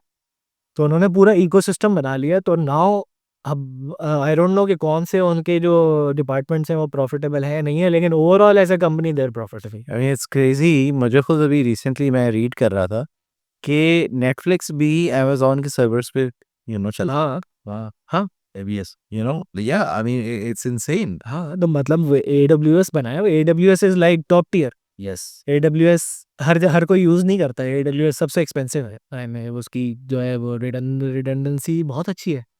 तो ये सारी चीज़ें हैं, इट कम्स, मैं देखो तो कंट्री लेवल पे भी अगर हम सोचें ना, तो जैसे मैंने बहुत ट्रैवल किया है, इंडिया हम जाते थे तो उस ज़माने में पाकिस्तान के लोग, हम बहुत जब जाते थे हीरो लग रहे होते थे वहाँ पे और वहाँ के लोग। लेकिन आज जो उनकी प्लानिंग थी, बाकायदा उनकी थी कि हमने इस वक्त जाके शूट करना है।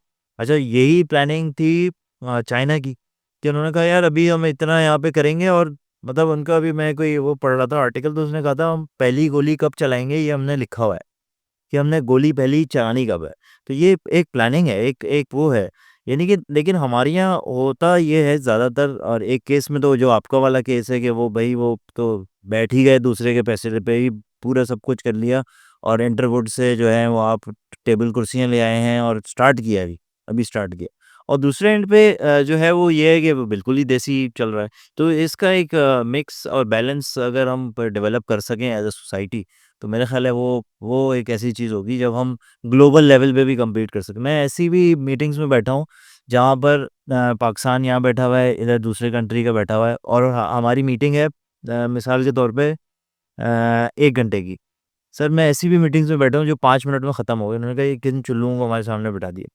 ऐसी भी मीटिंग है। हाँ, तो because we never qualified for that particular, because हमारा बिज़नेसमैन था, वो अपने ज़ोन में बहुत बड़ा था। लेकिन जब कंपीटिंग की बात आई थी ना, और जो सिस्टम्स की बात आई थी ना, वहाँ पे वो बिल्कुल ही नहीं देखो, हमारा एक्सपोजर एज अ कंट्री बहुत लिमिटेड रहा है जी। और हम जो है ना अपने बबल में बहुत लॉन्ग टाइम तक रहे हैं, तो इसकी वजह से compete करने में अभी भी बहुत सारी कंपनीज़ को प्रॉब्लम होती है। बड़ी मुश्किल से कुछ कंपनीज़ ने ऑफशूट किया है, जो हमारी फूड कंपनीज़ है या टेक्सटाइल कंपनीज़ हैं, तो उन्होंने वो ऑफशूट करके, लेकिन अभी भी आप देखो कि वो अपने ग्लोबल ब्रांड्स लॉन्च करने में स्ट्रगल करती हैं। वाइट लेबलिंग बहुत अच्छे करते हैं, क्योंकि उन्होंने 30 साल का एक्सपीरियंस है, उनको समझ है कि भाई कैसे कराता है। लेकिन जब अपना ब्रांड करना है तो अपने ब्रांड के लिए स्ट्रगल कर रहे हैं, लेकिन दैट्स गुड कि अब हमें एटलीस्ट ये तो रियलाइज़ हो रहा है कि हम थोड़ा-सा पीछे रह गए। तो अब ये टाइम पे ही आएगा जब कोई एक बंदा ड्रीम करता है, फिर 1 डेकेड 2 डेकेड बाद ही ये चीज़ होती है, क्योंकि ये ओवरनाइट नहीं हो सकता कि अचानक से आपको स्किल भी आ जाए, सब कुछ आ जाए। तो लेकिन आई थिंक जो यहाँ की टेक इंडस्ट्री जो सही जगह पे जा रही है, अभी भी खैर अभी हम आउटसोर्स वाला काम बहुत ज़्यादा करते हैं और हमारा फ़ोकस जो है वो अपने सिस्टम्स बनाने पे नहीं है, और which is like I think वो हम इस वक़्त की डिमांड है। हमारे बिज़नेस में भी लोग कहते हैं ना, यार क्या है फैज़ान भाई, यार क्या अली भाई, आप यार पाकिस्तानी बिज़नेसेस को क्यों लेके बैठ गए हो भाई, ये गोरों का काम करो, ये हो जाता है, वो हो जाता है। तो we know that we are in a very difficult market, but यहाँ पे हमें स्कोप भी नज़र आता है। हम कहते हैं यार अगर समझा दिया और एक ग्रो होगा, एक पूरा स्टेज, ग्लोबल स्टेज पे हम ग्रो कर सकते हैं, तो this is what we are thinking. Because I mean, again, the thing is, like you said, कि वाइट लेबल काम हमें करना बहुत आसान लगता है। गोरा आता है, वो आपको एक शीट देता है, उसपे बताता है कि ये धागा यूज़ करना, ये कपड़ा यूज़ करना, इससे लेना, उससे नहीं लेना, ये टेस्ट करवाना, वो टेस्ट करवाना, ये सर्टिफिकेट रखना, मेरे 10 लोग आके ये चेक करेंगे और अगर तुम टाइम पे नहीं दोगे तो मैं तुम्हें जो है क्लेम डालूँगा। We are really good at that and we know how to follow the rules on that and the whole entire industry is built on that. But what we don't do is कि हम उनको कहें कि नहीं, आपने जो चीज़ माँगा है इससे मैं ऊपर चीज़ दूँगा और ये मेरा जो है नाम हो गया on that, like you know branding नहीं और देखो, प्रोसेसेस को आपने इतना रिफाइन ही नहीं किया। आपका जो बायर है ना, उसको तो आप वैल्यू ऐड करके दे ही नहीं सकते ना, उसको तो चाहिए ये चीज़, ठीक है? इसका अगर पॉजिटिव नोट देखें ना, पहले तो कोई ट्राई नहीं करता था ना अपना ब्रांड लॉन्च करने का। अब एटलीस्ट लोग लॉन्च करने की कोशिश तो कर रहे हैं। 5-10 साल में वो एस्टैब्लिश भी हो जाएँगे, ठीक है? अभी बहुत सारे मसले-मसाइल हैं। एक तो कंट्री ऑफ ओरिजिन इफ़ेक्ट है, ठीक है? आपकी कॉस्मेटिक यहाँ पे बड़ी इंडस्ट्री अच्छी जो है वो चल रही है, कॉस्मेटिक इंडस्ट्री, लेकिन मेड इन पाकिस्तान जो है, अगर कोई बाहर बिकते हुए मुझे तो नहीं नज़र आया आज तक। क्योंकि कंट्री ऑफ ओरिजिन इफ़ेक्ट है, हम वही चीज़ फेस कर रहे हैं जो 10 साल पहले चाइना फेस करता था, ठीक है? तो मतलब हमें वर्क करना होगा कि भाई मेड इन पाकिस्तान चीज़ जो भी बाहर जाए, वो टॉप नॉच क्वालिटी की जाए। और बहुत सारे लोग कर रहे हैं, जो मसाला वाले जो ब्रांड्स हैं, उनके ब्रांड्स बहुत अच्छे चलते हैं, अच्छे-अच्छे स्टोर्स पे बिक रहे होता है। और टेक्सटाइल में मुझे कोई ऐसी एग्ज़ाम्पल नज़र नहीं आती, लेकिन जैसे जो ब्राइडल्स वगैरह जो करते हैं, जो हमारे बहुत सारे जो लेकिन ना ये छोटे-छोटे लोग हैं, इन्होंने कमाल कर दिया है। बहुत अच्छा ब्रांड वो कर रहे हैं, तो ये है कि कंट्री ऑफ ओरिजिन इफ़ेक्ट आएगा। ये वही चीज़ है, हमारा पाथ वही है जो चाइना का था 10 साल पहले। अब ये है कि लेट्स होप कि पाथ में जो है ना बहुत सारी डिस्टर्बेंसेस ना, तो we will eventually get there. लेकिन जो हमारा जो प्रॉब्लम रहा है वो ये है कि बीच में डिस्टर्बेंसेस बहुत आ जाता है। पॉलिसीज़ चेंज हो जाती हैं, कुछ और हो जाता है, ये हो जाता है, वो हो जाता है। इसकी वजह से हमारी जो ट्रैजेक्टरी है ना वो एक नहीं रहती। But don't you think Salman कि अगर हमें पता ही है कि यार हर 5 साल बाद मसला आना ही है, सीज़नल हमारे यहाँ प्रॉब्लम्स आएँगी for sure, can't we plan for that? हर दफ़ा नया प्रॉब्लम होता है। कैसे manage Yeah, that's true. That is true for sure. But you know, like at the end of the day, we do know कि every environment है इसको plan नहीं कर सकते आई थिंक हम। यार ये तो दुनिया में होता है, मतलब बहुत सारी चीज़ें होती हैं। आप इवन वॉल स्ट्रीट के अंदर यार कितने क्रैश आते हैं। नहीं, क्रैशेज़ आते हैं, जो रिसेशन में जाती है मार्केट। कोई रेडी था जब 2004 का जो क्रैश आया था, कोई रेडी 2008 का। 2008 का जो क्रैश आया था, तो उसके लिए कोई रेडी नहीं था। या जब ऐसा आता है तो फिर ये आता है और ये सब फेस करना पड़ता है। या but coming back to my point, Covid को कोई प्रिडिक्ट कर सकता था, हाँ कोविड को लेकिन स्टिल मैन माय और पॉइंट ये देखिए जो बड़ी कंपनीज थी और जो वेल ग्राउंडेड थी वो तो सफर सरवाइव करके अच्छा करके चली गई यार। नहीं अच्छा करके चली गई भाई। देखो असल चीज़ ये है कि अब कोविड एक टाइम था, उसमें बहुत सारी जो चीज़ें हैं वो चेंज हो गई, ओवरनाइट चेंज हो गई, और ऐसा था कि आप ये कर ही नहीं सकते। तो बहुत सारी कंपनीज़ ने तो ऐसा भी किया कि उन्होंने अपनी प्रॉफिटेबिलिटी पे थोड़ा सा लॉस बर्दाश्त करके अपने सिस्टम्स को चलाया। बहुत सारी कंपनीज ऐसी थी जो अपने एम्प्लॉयज़ को नहीं बुला रही थी, उनके वर्क फ्रॉम होम कर रहे थे, लेकिन उन्होंने किसी को जॉब से नहीं निकाला जब तक ज़रूरत नहीं हुई। तो ये उस वक्त हो सकता है ना, when you are sustainable, when you are profitable.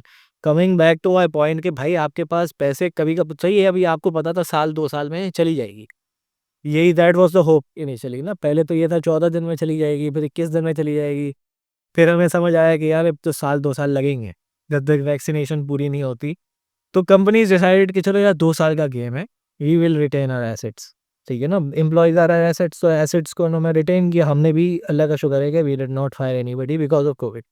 तो सब लोग काम कर रहे थे, बहुत सब मतलब उनका इनपुट जो है वो 10% ही था, क्योंकि बहुत सारे तो लॉजिस्टिक्स ही नहीं चल रहा था बहुत टाइम। ई कॉमर्स में तो ई कॉमर्स वो टोटली शट डाउन पहले 3 महीने, इफ आई रिमेंबर करेक्टली। अच्छा हाँ पहले 3 महीने तो बहुत ज़्यादा अनसर्टनिटी थी ना, गवर्नमेंट खोल रही है फिर वापस बंद कर रही है, तो किसी को भी नहीं पता था कि अगले दिन क्या होना है। तो उस वक्त भी हमने एम्प्लॉयज़ को पे कर रहे थे, और तो वो उस वक्त था, दैट वाज ओनली पॉसिबल, क्योंकि जाहिर सी बात है मैं प्रॉफिटेबिलिटी से तो मैं माइनस कर सकता था, लेकिन लॉस में फर्दर लॉस तो नहीं कर सकता। तो ये एक चीज़ है, coming back to my point, कि भाई आपके जो अनबजटेड जो प्रॉब्लम्स होते हैं ना, ये उसी वक्त आप कंट्रोल कर सकते हो जब आपके पास एक बैकअप। अलग से बैकअप प्लान हो कि भाई इसको मैं कैसे करूँगा। और पाकिस्तान का एक यूनिक क्लाइमेट है, उसमें अनबजटेड चीज़ें आ जाती हैं, उसके साथ आपको चलना पड़ता है। आपको नहीं पता कि अगले महीने आपका ये एक खर्चा आएगा, जो कि अभी आप किसी भी तरह प्लान नहीं कर सकते। लेकिन आपने ये एक अलग कर दिए हैं वैसे, कि भाई ये अगर कुछ भी आया, जैसे आप करते हो, जैसे आप अपनी फैमिली की इमरजेंसी के लिए करते हो, जी जी।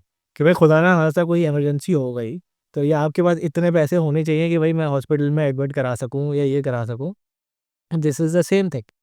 बहुत सारे कंट्रीज़ में लोगों को ये फ़िक्र करने की ज़रूरत नहीं होती, उनका सब सेटअप होता है, या तो इंश्योर्ड होते हैं या उनका वो होता ये है। भी तो असबाब है ना हमारे डिफेंस में खेलने के। वो निकल के इसलिए खेल रहे हैं कि भाई इनके पास तो पता है ये चीज़ भी कवर्ड है, एजुकेशन भी कवर्ड है, सारी चीज़। आप जो है वो कंपेयर नहीं कर सकते, बट इट्स अ गुड वो कि भाई लोग एटलीस्ट कोशिश कर रहे हैं। अब तो बहुत सारे ब्रांड्स जो है वो they are doing very good. Yes. तो let's hope for the best. और बस ये है कि as long as they profitable, मुझे जो है ना जो प्रॉब्लम है वो ये है कि एक हद तक नुकसान, हवा में सिसका ना हो आप। एक हद तक नुकसान करो, आप नुकसान करो, शुरू में करना पड़ता है आपको जी। सक्सेस। अच्छा, हम मेरे ख्याल से काफ़ी बिजनेस की बात तो हमने कर ली है। In your opinion and in your own journey, जब आपने व्हाइल वर्किंग, ब्रांडिंग के लिए आपने क्या स्टेप्स लिए to make sure that you stand out in the market? तो यार ब्रांडिंग मतलब टू बी ऑनेस्ट शुरू में तो जो है ना it was not top of my mind, पहले ये नहीं करना था। तो उस वक्त तो हम जो है वो चीज़ें लेके आ रहे थे, और बिकॉज वो ट्रेंडी चीज़ें थी तो वो सेल हो रही थी। बट जब हमें रियलाइज़ हुआ कि यार बहुत सारे जो एंट्रेंट्स हैं वो आ रहे हैं, तो फिर हमने अपने आप को चेंज किया। चेंज इस तरह किया कि वे नॉट जस्ट अनदर स्टोर। हम कोई भी चीज़ अपनी वेबसाइट पे लगाएंगे ना, तो उससे पहले जो the whole focus is, the whole team's focus is कि ये चीज़ अच्छी होनी चाहिए। अब हाउ डू वी डिसाइड कि अच्छी है? अच्छी इस तरह है कि पहली चीज़ तो ये है कि मैं खुद यूज़ कर सकता हूँ। अब इसका मतलब ये नहीं कि अगर मेरे वेबसाइट पे 100 एयरबड्स हैं तो 100 के 100 मैंने यूज़ किए हैं, बट वो they represent the same quality. ठीक है, एक तो मैं यूज़ कर सकता हूँ, फिर जो हमारे टीम मेंबर्स हैं उन वो रैंडमली चेक करता है। जब भी कोई सैम्पलिंग हो रही होती है तो वो पहले चेक करते हैं, they give me that feedback. कभी कभार हम फ्रेंड्स एंड फैमिली में जाते हैं कि भाई फ्रेंड्स को दे दिए, कैसा रहा फीडबैक। ये इसी वजह से हमारे पास बहुत सारे ऐसे ब्रांड्स हैं जो कि अभी तक हमने ऑनबोर्ड नहीं किया। हाँ, तो ये इस वजह से हम चेरी पिक करते हैं। ठीक है, और अभी तक हम ये चेरी पिक करते हैं। तो कोई भी चीज़ अगर आपको हमारी वेबसाइट पे मिलेगी, तो पहली चीज़ तो ये है कि इट्स टेस्टेड। तो जो चीज़ कंपनी बोल रही है वो एग्जैजरेटेड नहीं, कंपनी अगर बोल रही है कि ड्रॉप प्रोटेक्शन है, तो ये ऐसा नहीं है कि वो हवा में कह रही है, वो मैंने खुद ने भी यूज़ किया है। और वो मैंने यूज़ किया, बहुत दफ़ा ऐसा भी हुआ है कि हमारे घर में वो चीज़ गिरी है, वो नहीं टूटी है, तो that is drop protection. So for me, वो ब्रांड अगर कोई 3 चीज़ें और भी बोलता है, तो I can stand by it कि हाँ भाई, ये these are the qualities that the brand represent. The other thing I really wanted to understand from you is like when you like what makes your store unique, not in just in terms of curation, but do you have certain policies that really make you stand out? अच्छा, इसमें देखें जो बहुत सारी चीज़ें हैं ना, जो बिज़नेस जो सेटअप है ना, वो कम्स बैक टू मी कि मैं क्या चाहता हूँ, सही है? And I am glad to have found out people who are like me. अब जैसे मैं हूँ, मैंने कोई टेक परचेज़ की, तो मुझे अभी-अभी चाहिए, ठीक है? मैं वेट नहीं करना चाहता। I do not want to wait 3 days, 4 days, 5 days, जिस तरह यहाँ का रेगुलर ई-कॉमर्स होता है। तो जब हमने स्टार्ट किया था, तो स्टैंडर्ड डिलीवरी यही होती थी कि 48 घंटे, 72 घंटे, वी चेंज दैट। ठीक है, हमने कहा हमें सेम डे डिलीवरी चाहिए, ठीक है, हमें सेम डे डिलीवरी करनी है। And I was of the opinion कि मेरे जैसे और भी होंगे, और हैं। बहुत सारे लोग हमारी सेम डे डिलीवरी ऑफ़र के वो करते हैं, अवेल करते हैं, और सेम डे डिलीवरी अभी भी बहुत कम लोग करते हैं। कैसे करते हैं आप? यानी लाहौर में कैसे करते हैं फिर आप सेम डे? लाहौर में भी हमने आउटसोर्स किया हुआ है। अच्छा, लाहौर में भी हमने स्टॉक रखवाया हुआ है वहाँ पे? हाँ, स्टॉक हुआ है। अब तो बहुत सारी हमारे पार्टनरशिप्स हैं, तो जैसे वेंडर्स वहीं पर हैं, वहीं से हमारा जो लॉजिस्टिक्स इस तरह का सेटअप है कि वेंडर्स खुद डिलीवरी कर रहे होते हैं। बट द आइडिया इज़ कि हमने सबको पुश किया कि भाई सेम डे डिलीवरी करो, उसमें आपका भी फ़ायदा है, हमारा भी फ़ायदा है। सेम डे डिलीवरी उससे पहले अनहर्ड ऑफ था। अभी भी हम कोरियर से बात करते हैं। कोरियर से आज तक मैंने जब भी बात की है, तो कोरियर को मैं कहता हूँ, भाई मुझे बताओ कि नेक्स्ट डे डिलीवरी कब करोगे? कि नेक्स्ट डे डिलीवरी पाकिस्तान में सिर्फ बाय एयर के थ्रू ही हो सकती है। अगर बाय एयर मूव होता है जी, को आपका सामान, जब ही नेक्स्ट डे डिलीवरी हो सकती है। बिल्कुल। ठीक है? अब बाय एयर जो है वो सिर्फ एक कोरियर कंपनी कर करती है, वो भी कभी-कभी करती है, जी। क्योंकि अब वो कॉस्ट बहुत बढ़ गई हैं। तो बहुत सारे लोग अप्रोच करते हैं इस तरह के, यार लोएस्ट कॉस्ट कौन दे रहा है? वो ये नहीं देखते कि कितने दिन में पहुँचेगा। मैंने ऐसी भी जगहों से शॉप किया है कि वहाँ पे लिटरली मैं खुद भी ऑर्डर करके भूल गया। एकदम से वो 7 नहीं, फ़ोन भी नहीं आता भाई, आ गए। आ गए। फ़ोन भी नहीं आता। अब बहुत सारी कोरियर कंपनीज़ ने मैसेज करना स्टार्ट कर दिए हैं, ये कर दिया, वो कर दिया। ऐसा भी हुआ है अचानक से, अरे भाई तुम कौन हो? 9 दिन बाद, 10 दिन बाद। हाँ, अच्छा, उस वक़्त नीड भी खत्म हो गई। जी। ठीक है? तो हमने कभी भी ये चीज़ नहीं की। हम तो, हमारी कोशिश तो यही होती है कि भाई पहले दिन ही पहुँच जाए। वाओ! इसमें फ़ायदा ये है कि भाई एक तो कस्टमर बहुत खुश होता है कि उसको फ़ौरन मिल गया। दूसरा फ़ायदा, हमारा फ़ायदा ये है कि चेंज ऑफ माइंड का मौका नहीं देते कस्टमर को। बहुत Impulse purchase. Impulse purchase.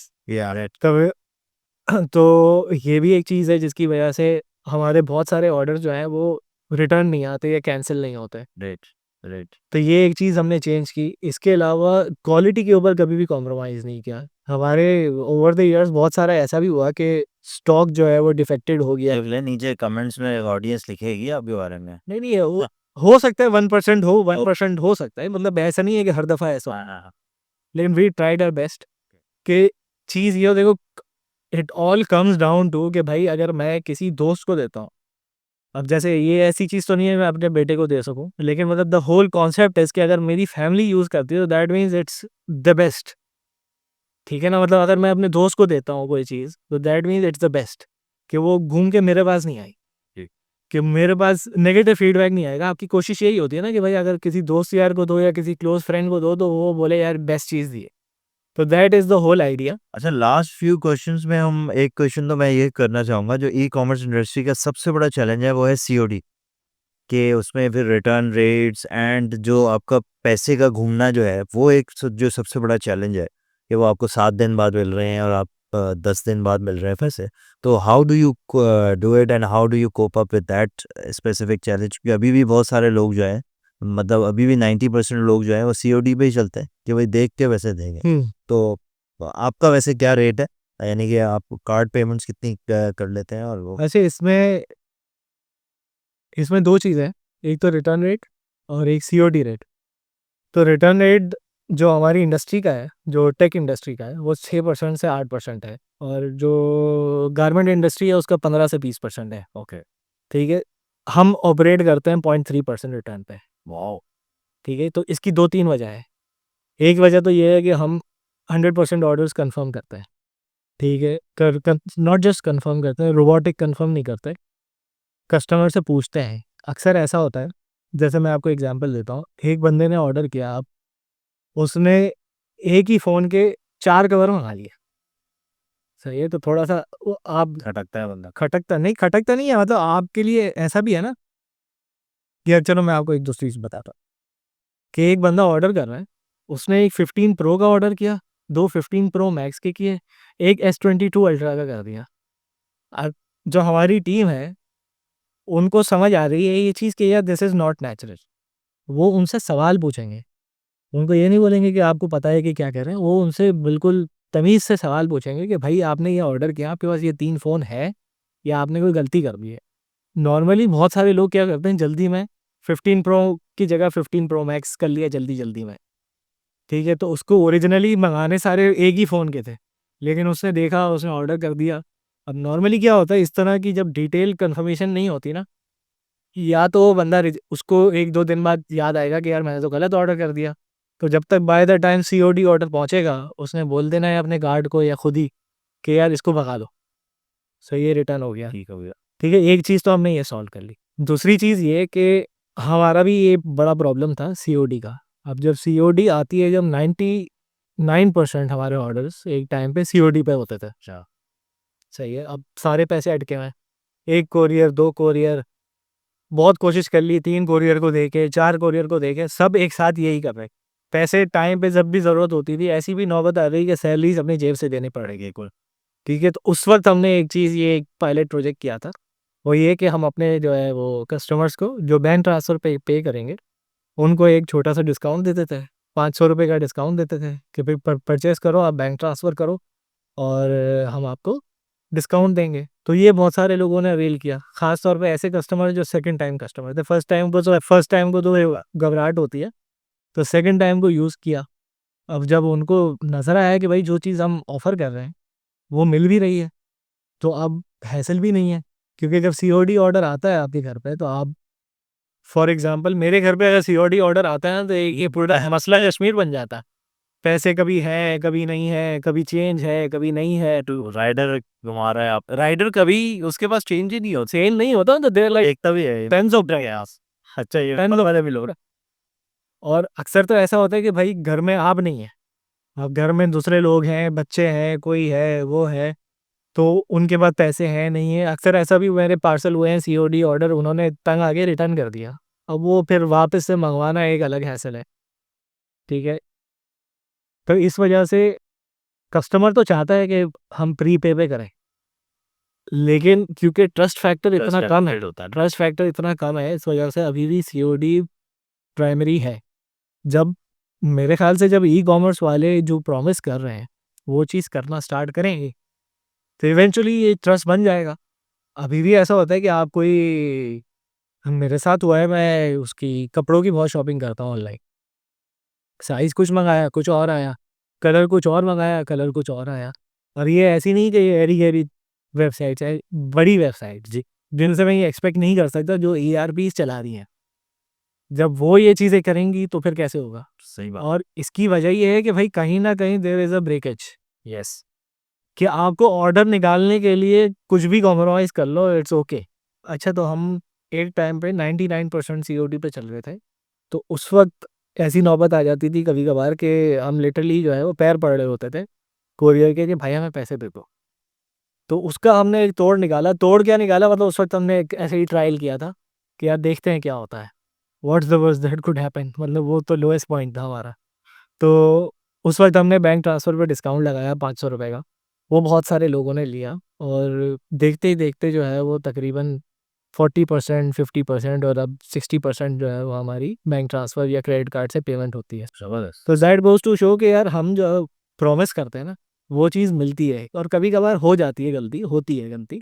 कभी-कभार चीज़ गलत हो जाती है, तो उनको पता है कि भाई हम बैठे हुए हैं। उनको लॉस नहीं होगा कहीं में भी। वो अगर हमें फ़ोन करेंगे ना तो दूसरी तरफ कॉल पे कोई डॉज नहीं करना होगा कि यार आपकी गलती है, ये नहीं गलती। और ऐसे चैलेंजेस आए हैं ऐसे बीच में, जिसमें टीम मेंबर्स किसी और कंपनी से आए, वो कस्टमर को सच नहीं बता रहे कि डिलीवरी 2 दिन बाद होनी है फॉर XYZ रीज़न। उनको बोल रहे हैं नहीं आज हो जाएगी। उनकी ट्रेनिंग हुई कि भाई आप झूठ क्यों बोल रहे हो? आप सच बोलो, एग्ज़ैक्टली बोलो, ट्रांसपेरेंट बोलो। और हमारे कस्टमर जो है वो बहुत एप्रिशिएट करता है ट्रांसपेरेंसी, कि भाई अगर एक चीज़ है हम नहीं कर सकते, तो नहीं कर सकते। प्रॉब्लम आ गया। प्रॉब्लम आ गया मतलब एक चीज़ है भाई नहीं है, पॉसिबल ही नहीं है। पहली तो आप सामने वाले उनको ट्रस्ट है कि भाई उनको खुद को हमें खुद को जल्दी है करने की। अगर हम किसी वजह से नहीं कर पा रहे तो दैट मीन्स कि there is a problem which we can not control. तो अभी एक ट्रस्ट हमारा बन गया है। तो अल्लाह का शुक्र है कि 60% जो हमारे ऑर्डर्स जाते हैं वो बैंक ट्रांसफ़र के थ्रू जाता है। बैंक ट्रांसफ़र या credit card, that means prepaid. तो इसकी वजह से अब अल्लाह का शुक्र है कि हमें पेमेंट का, सीओडी की पेमेंट का इशू नहीं आता। दूसरे ई-कॉमर्स में जो मसला मैंने जो खुद ने जो अपनी शॉपिंग करते हुए देखा है वो ये है कि यार ये जो छोटे-छोटे मसले हैं ना, साइज़ का, कलर्स का, ये तो होने ही नहीं चाहिए। पहली बात कि भाई do it right the first time.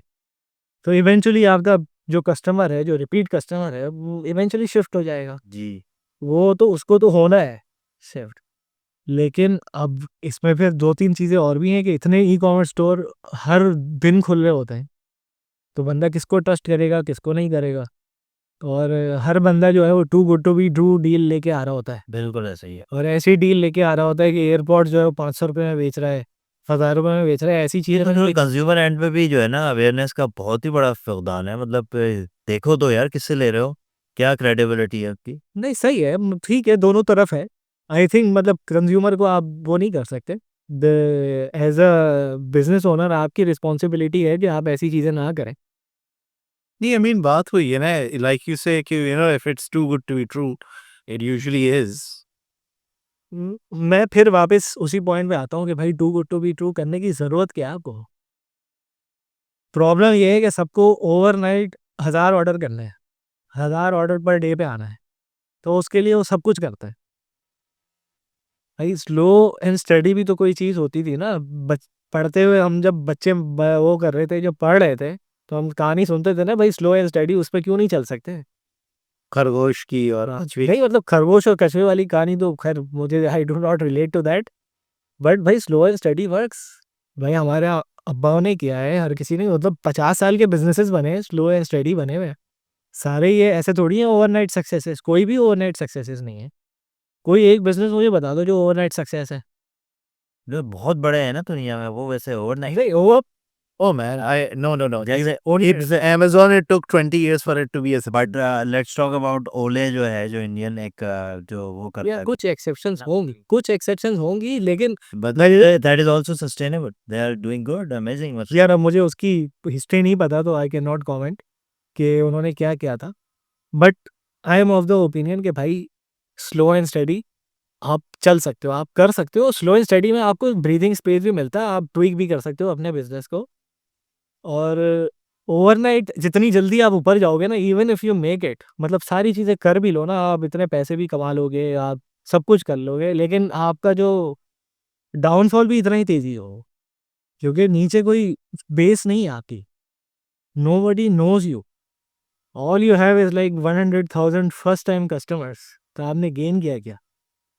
और फर्स्ट टाइम कस्टमर्स जिसमें से 90% लोग आपसे खुश नहीं हैं और उनको आप फ़ोन नहीं उठा रहे, तो वो सेकंड टाइम थोड़ी करेंगे आपको ऑर्डर। बिल्कुल सही है। So I mean, branding is essential in that thing, right? कि brand आपका क्या, is your brand trustworthy or not? नहीं, ब्रांड ट्रस्टवर्दी उस वक्त होगा ना जब आप जो प्रॉमिस कर रहे हो उस पर डिलीवर कर। डिलीवर कर रहे हो। आप पहले तो अपने बिजनेस को इस तरह सेट करो कि जो आप ऑफर कर रहे हो वो कर भी सकते हो या नहीं कर सकते। Yeah, I mean, do you remember at that time when you were starting our business, a new entrant entered the market, and what he was offering was just too good to be true. हाँ And he would deliver, but eventually someone else was paying the cost. हाँ, तो उसका भी वही growth वाला model था कि मैं पहले नुकसान करूंगा, उसके बाद अच्छा। प्रॉफिट करूंगा। एग्जैक्टली यही चीज़ थी। एंड उस वक्त तो हम भी बड़े परेशान हो गए थे। And he was taking out huge billboards, and we were like, wow, yaar, how is he growing this business? It doesn't make any sense. समझ भी नहीं अब वो 2 साल रहा। अच्छा, ये वाला जो आपने मैं इसको भी समझना चाहूँगा सलमान भाई आपसे। मुझे ये बताएँ, ये जो आपका कन्फर्मेशन ऑफ ऑर्डर का है, तो उसको आप जब स्केल अपना बहुत ज़्यादा बढ़ेगा तो उसके अंदर कैसे होगा? जैसे मेरे कुछ इंटरनेशनल क्लाइंट्स हैं, उनके पास वो कहते हैं, हम उनसे कहते हैं ना यार तुम्हारे कोई बॉट लगा देता हूँ या व्हाट्सएप लगा देता हूँ, कहते हैं भाई इसका मतलब है आपको काम ही नहीं आता। वो कहते हैं भाई अगर किसी कंप्लेन आएगी हम कहेंगे भाई ये भी रख लो, एक और भी भेज रहे हैं हम आपको, नहीं अभी भेज रहे हैं।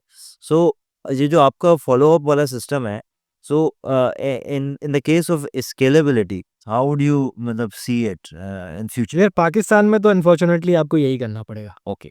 ठीक है, I am of the opinion आप स्केल करोगे, बहुत सारी कंपनीज ने स्केल किया है, उनका रिटर्न रेट बढ़ता है क्योंकि कन्फर्मेशंस नहीं होती है। आप इस तरह की डीप डाइव कन्फर्मेशन देखो, उसमें सिर्फ कस्टमर की अब्यूज़ नहीं है, कस्टमर की गलती भी हो सकती है।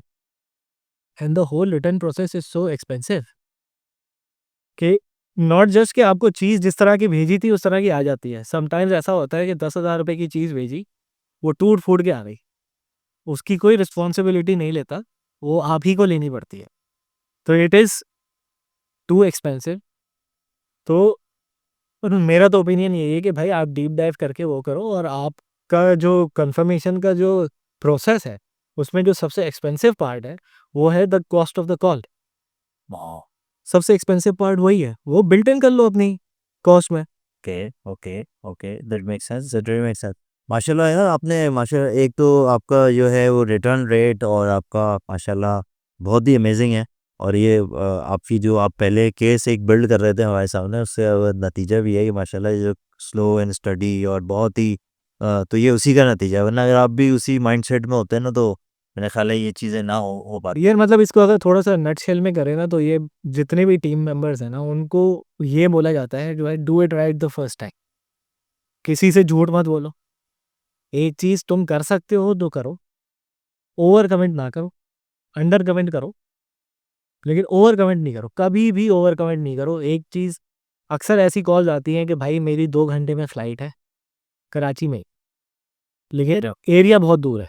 अब जैसे मलीर कैंट है, वो है, अब हम दरवाजे पे हम DHL है, सही बात। तो हम मलीर कैंट नहीं पहुँच सकते भाई, सबको पता है कि हम नहीं पहुँच सकते, ठीक है? आप क्यों कमिट, आप ये भी क्यों बोलोगे कि यार मैं देखता हूँ, बहुत सारे लोग बोलते हैं कि मैं देखता हूँ, फिर आधे घंटे बाद बोलेंगे, भाई आप बोल दो यार नहीं पॉसिबल है भाई। मतलब ट्रांसपेरेंसी का एक मसला है, बहुत सारे लोग जो है वो घबराते हैं कि यार मैं पहली दफ़ा में मना कैसे करूँ? लेकिन भाई सामने वाला अंडरस्टैंडिंग होता है, अगर आप उनको बताओगे कि भाई मैं 2 घंटे में आपके पास नहीं पहुँच सकता, आप बेहतर ये है आपके लिए कि आप करीबी कोई मार्केट चले जाओ, वहाँ से ले लो। वो अप्रिशिएट करेगा आपकी चीज़ को कि यार इसने मेरा मसला सॉल्व कर दिया। राइट। वो नेक्स्ट टाइम आपको याद रखेगा कि यार इन्होंने सही गाइड किया। बहुत अक्सर ऐसा भी हुआ है कि कोई ऐसी प्रोडक्ट हमने गाइड की जो कि हमारे पास थी नहीं। हमने बोला यार ये चीज़ आपके लिए सही नहीं है, ये यहाँ से मिलती है, ये ले लो। वो Guidance, right? Guidance is value. Guidance ज़रूरी है। Guidance is value. बहुत सारे लोगों को नहीं पता होता कि यार उनको एग्ज़ैक्टली क्या चाहिए।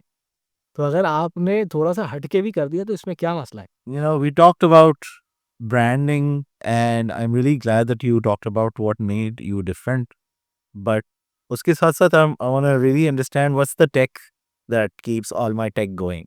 ये टेक हमारी जो है वो बहुत ज़्यादा कॉम्प्लिकेटेड नहीं है, ठीक है? हमारा टेक में बड़ा बेसिक सा हमारा स्टैक है, ठीक है? It is very highly optimised, तो आपको स्पीड बहुत अच्छी मिलती है। स्पीड के मामले में हम बड़े खप्ती हैं, और customer experience, UI, UX, it's not, मतलब 100% नहीं है, लेकिन हम हमेशा जो है वो not scared to experiment. Data के ऊपर हम बहुत ज़्यादा देखते हैं, कस्टमर जर्नी कहाँ जा रही है, उसके हिसाब से डिसीजंस लेते हैं। तो अगर मतलब देखा जाए तो कोई हेवी टेक्नोलॉजी हम यूज़ नहीं कर रहे, एआई वगैरह हमारा यूज़ बहुत लाइट है। लेकिन ओवरऑल हम ये देखते हैं कि भाई यूज़र एक्सपीरियंस क्या है। User experience not just on the website, but website land होना, ऑर्डर आना, कस्टमर से बात करना, जो ओवरऑल जो एक्सपीरियंस है, उसमें टेक भी आ जाता है, ह्यूमन एलिमेंट भी आ जाता है। सारी चीज़ें मिक्स करके जो है ना एक एक्सपीरियंस बनता है, which we call the ANT experience. So can you tell us why do you prefer, using a much more human-centric approach rather than an AI approach? या AI approach, I don't think अभी Pakistan is ready for it. क्योंकि पाकिस्तान अभी तक हमने जितना भी देखा है, लोग जो प्रेफर करते हैं वो ह्यूमन से कांटेक्ट करना प्रेफर करते हैं। एक जो शिफ्ट देखा है वो ये कि लोग प्रेफर करते हैं कि कॉल के बजाय टेक्स्ट पे काम हो जाए। कॉल पे उनके लिए भी हैसल है, हमारे लिए भी हैसल है, तो सलमान में वॉइस नोट्स भी तो चल जाते वॉइस नोट्स भी चलता है। वॉइस नोट्स में ये है कि हमारा टाइम बहुत ज़्यादा लगता है, क्योंकि each and every voice note को हमें पूरा लिसन करना पड़ता है, तो उसमें ये है कि टाइम बहुत ज़्यादा लगता है।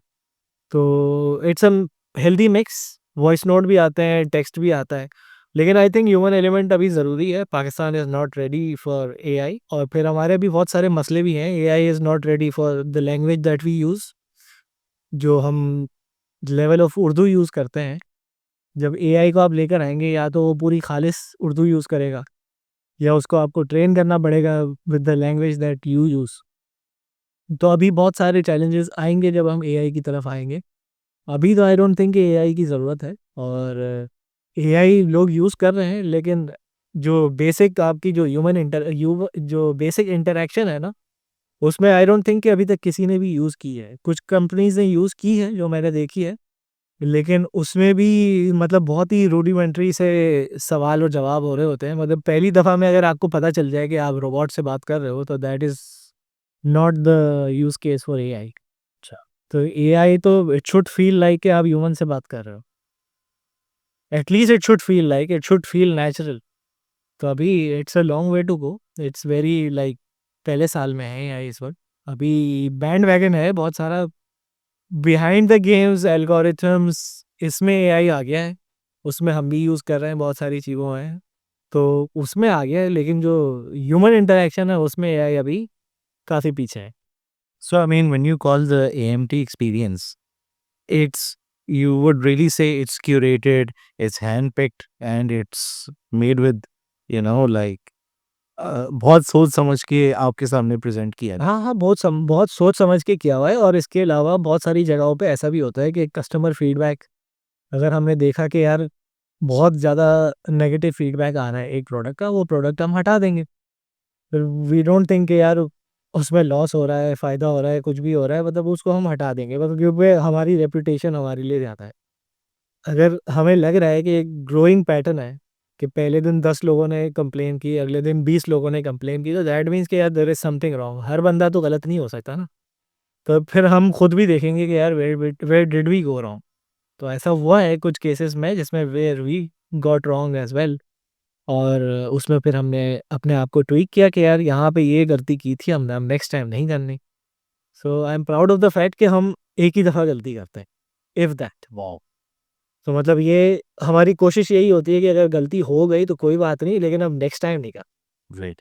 अच्छा सलमान भाई, मुझे ये आपसे एक आखिरी बात पूछनी है, और उसके बाद हम इंशाल्लाह, और ये बहुत ऑडियंस के लिए बहुत बेनिफिशियल होगी। अगर कोई आदमी इस वक्त सोच रहा है 2025 में बन के कि मुझे कल से ये स्टार्ट करना है, what are the steps that you would suggest to the people who are going to be in the tech side, not with the same sort of product that you are in, right? वो तो बहुत saturated market, लेकिन उसके अलावा मैं कहूँगा कि अगर ई कॉमर्स बिजनेस में किसी को आना है, तो आपकी तरफ से क्या एडवाइस होगी, और वो फिर उसको स्केल भी करेगा और सारी चीज़ें होंगी, तो what is your take on? मेरे हिसाब से तो सबसे इम्पोर्टेंट है ना, वो ऑनेस्टी है। यहाँ पे 90% लोग वही नहीं है। तो even if you get that right, तो आप बेयर मिनिमम पे भी बहुत ज़्यादा अप्रिशिएट किए जाओ। मतलब even if it is bare minimum, but unfortunately अभी भी 90% ऑफ स्टोर्स, मतलब number can be up and down, but बहुत सारे स्टोर्स नहीं करते। दे आर वेरी डिसऑनेस्ट, और इसकी वजह से एक्सपीरियंस जो है वो ख़राब होता है, और overall e commerce industry affect होती है। क्योंकि एक नया कस्टमर बड़ी मुश्किल से उसको किसी स्टोर ने कन्विंस कर लिया कोई चीज़ लेने में, और अगर उन्होंने कुछ गड़बड़ कर दी, तो पूरी इंडस्ट्री वो नेक्स्ट टाइम ऑर्डर नहीं करेगा वो, अनलेस एंड अनटिल उसको बहुत ही ज़्यादा कोई स्ट्रॉन्ग पुश आए कहीं से।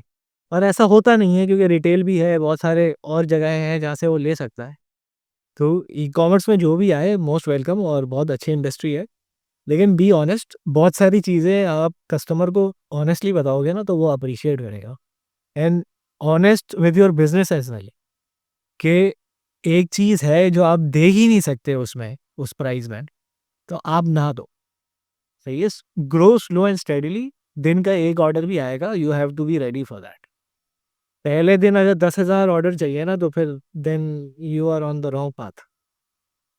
ओवरनाइट सक्सेस नहीं हो सकती इसमें, अनलेस एंड अनटिल कोई ऐसी प्रोडक्ट आ जाए कि सब बंद हो जाए और सिर्फ आप ही के पास वो प्रोडक्ट हो। ऐसा वन ऑफ गेम होता है, जी। होता है ऐसा, लेकिन ऐसा वन ऑफ होता है और इस पे आप काउंट नहीं कर सकते। ये लक हो गई तो आपकी चल जाएगी। तो लेकिन you have to be present at the right place at the right moment. Salman, what is one lesson that you've learned in your entire journey being an entrepreneur? One advice would be to give value even in a saturated market. If you're the best of something, लोग आपके पास आएंगे, but you have to be best at something. अब best का मतलब ये है कि आप जो बोल रहे हो सबसे पहले तो वो बेयर मिनिमम करो, बेयर मिनिमम तक तो पहुंच जाओ, उसके बाद फिर आगे आप और भी चीज़ें कर लेना। यहाँ पे तो लोग जो है वो बातें कुछ और करते हैं और डिलीवर कुछ और करते हैं, तो डिफरेंस ही इतना ज़्यादा है कि इस वक्त तो बेयर मिनिमम पे भी आप जो है ना वो राजा बन जाओगे। Amazing. Thanks for sharing, Salman. And I think today was a really fun session. बहुत मज़ा आया और ऐसा रहा कि मतलब एक अलग-अलग पॉइंट ऑफ व्यू के लोग जब आते हैं तो काफ़ी मज़ा आता है, लेकिन इनके जो पॉइंट्स थे वो कुछ इस तरह थे कि वो that was also making sense. Yeah. ये सिर्फ बहस बनाए बहस हो रही थी। No, man. I mean, different paradigms, different point of views, and एक तो होता है कि रॉ में हर कोई कहता है कि एक हसल कल्चर के अंदर बहुत सारी एक चीज़ चल रही होती है कि यार this is trending, this is the way to do it.